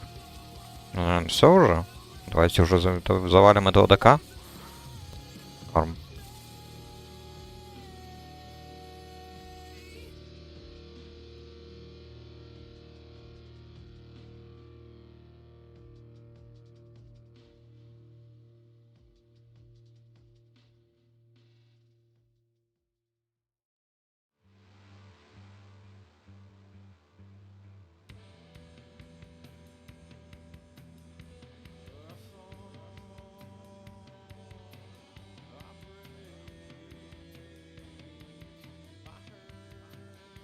Так, ну давай, давай, заканчивай. Все.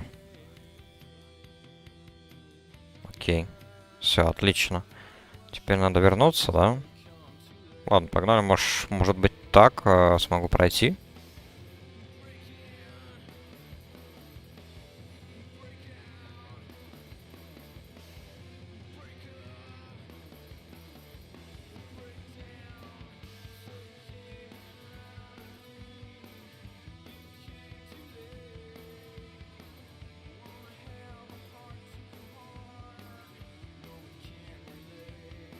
А, тут невидимая стена.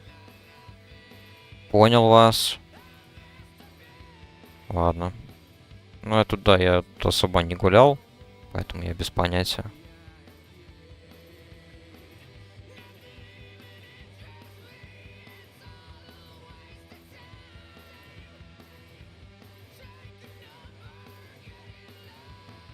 Так, что ладно тогда. Так, попробуем. Не, получится.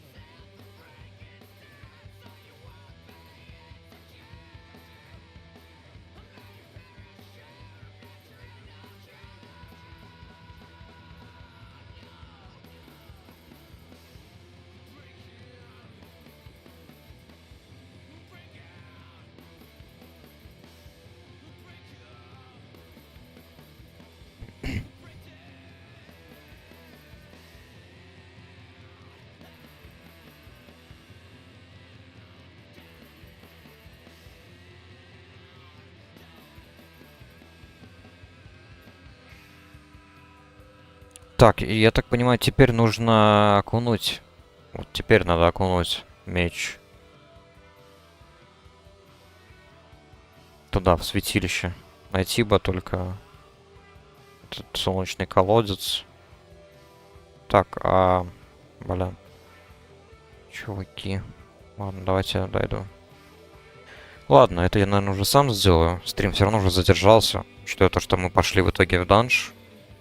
Что я не ожидал. И прошли все 3 части обычки. Поэтому ладно, на сегодня тогда буду заканчивать. Завтра, скорее всего, буду за приста играть. Посмотрю, мне там что-то еще товарищ мой закинул. Что-то на почту мне. Подарочек какой-то посмотрим. Ладно. На сегодня все, тогда до завтра, скорее всего. Включаюсь.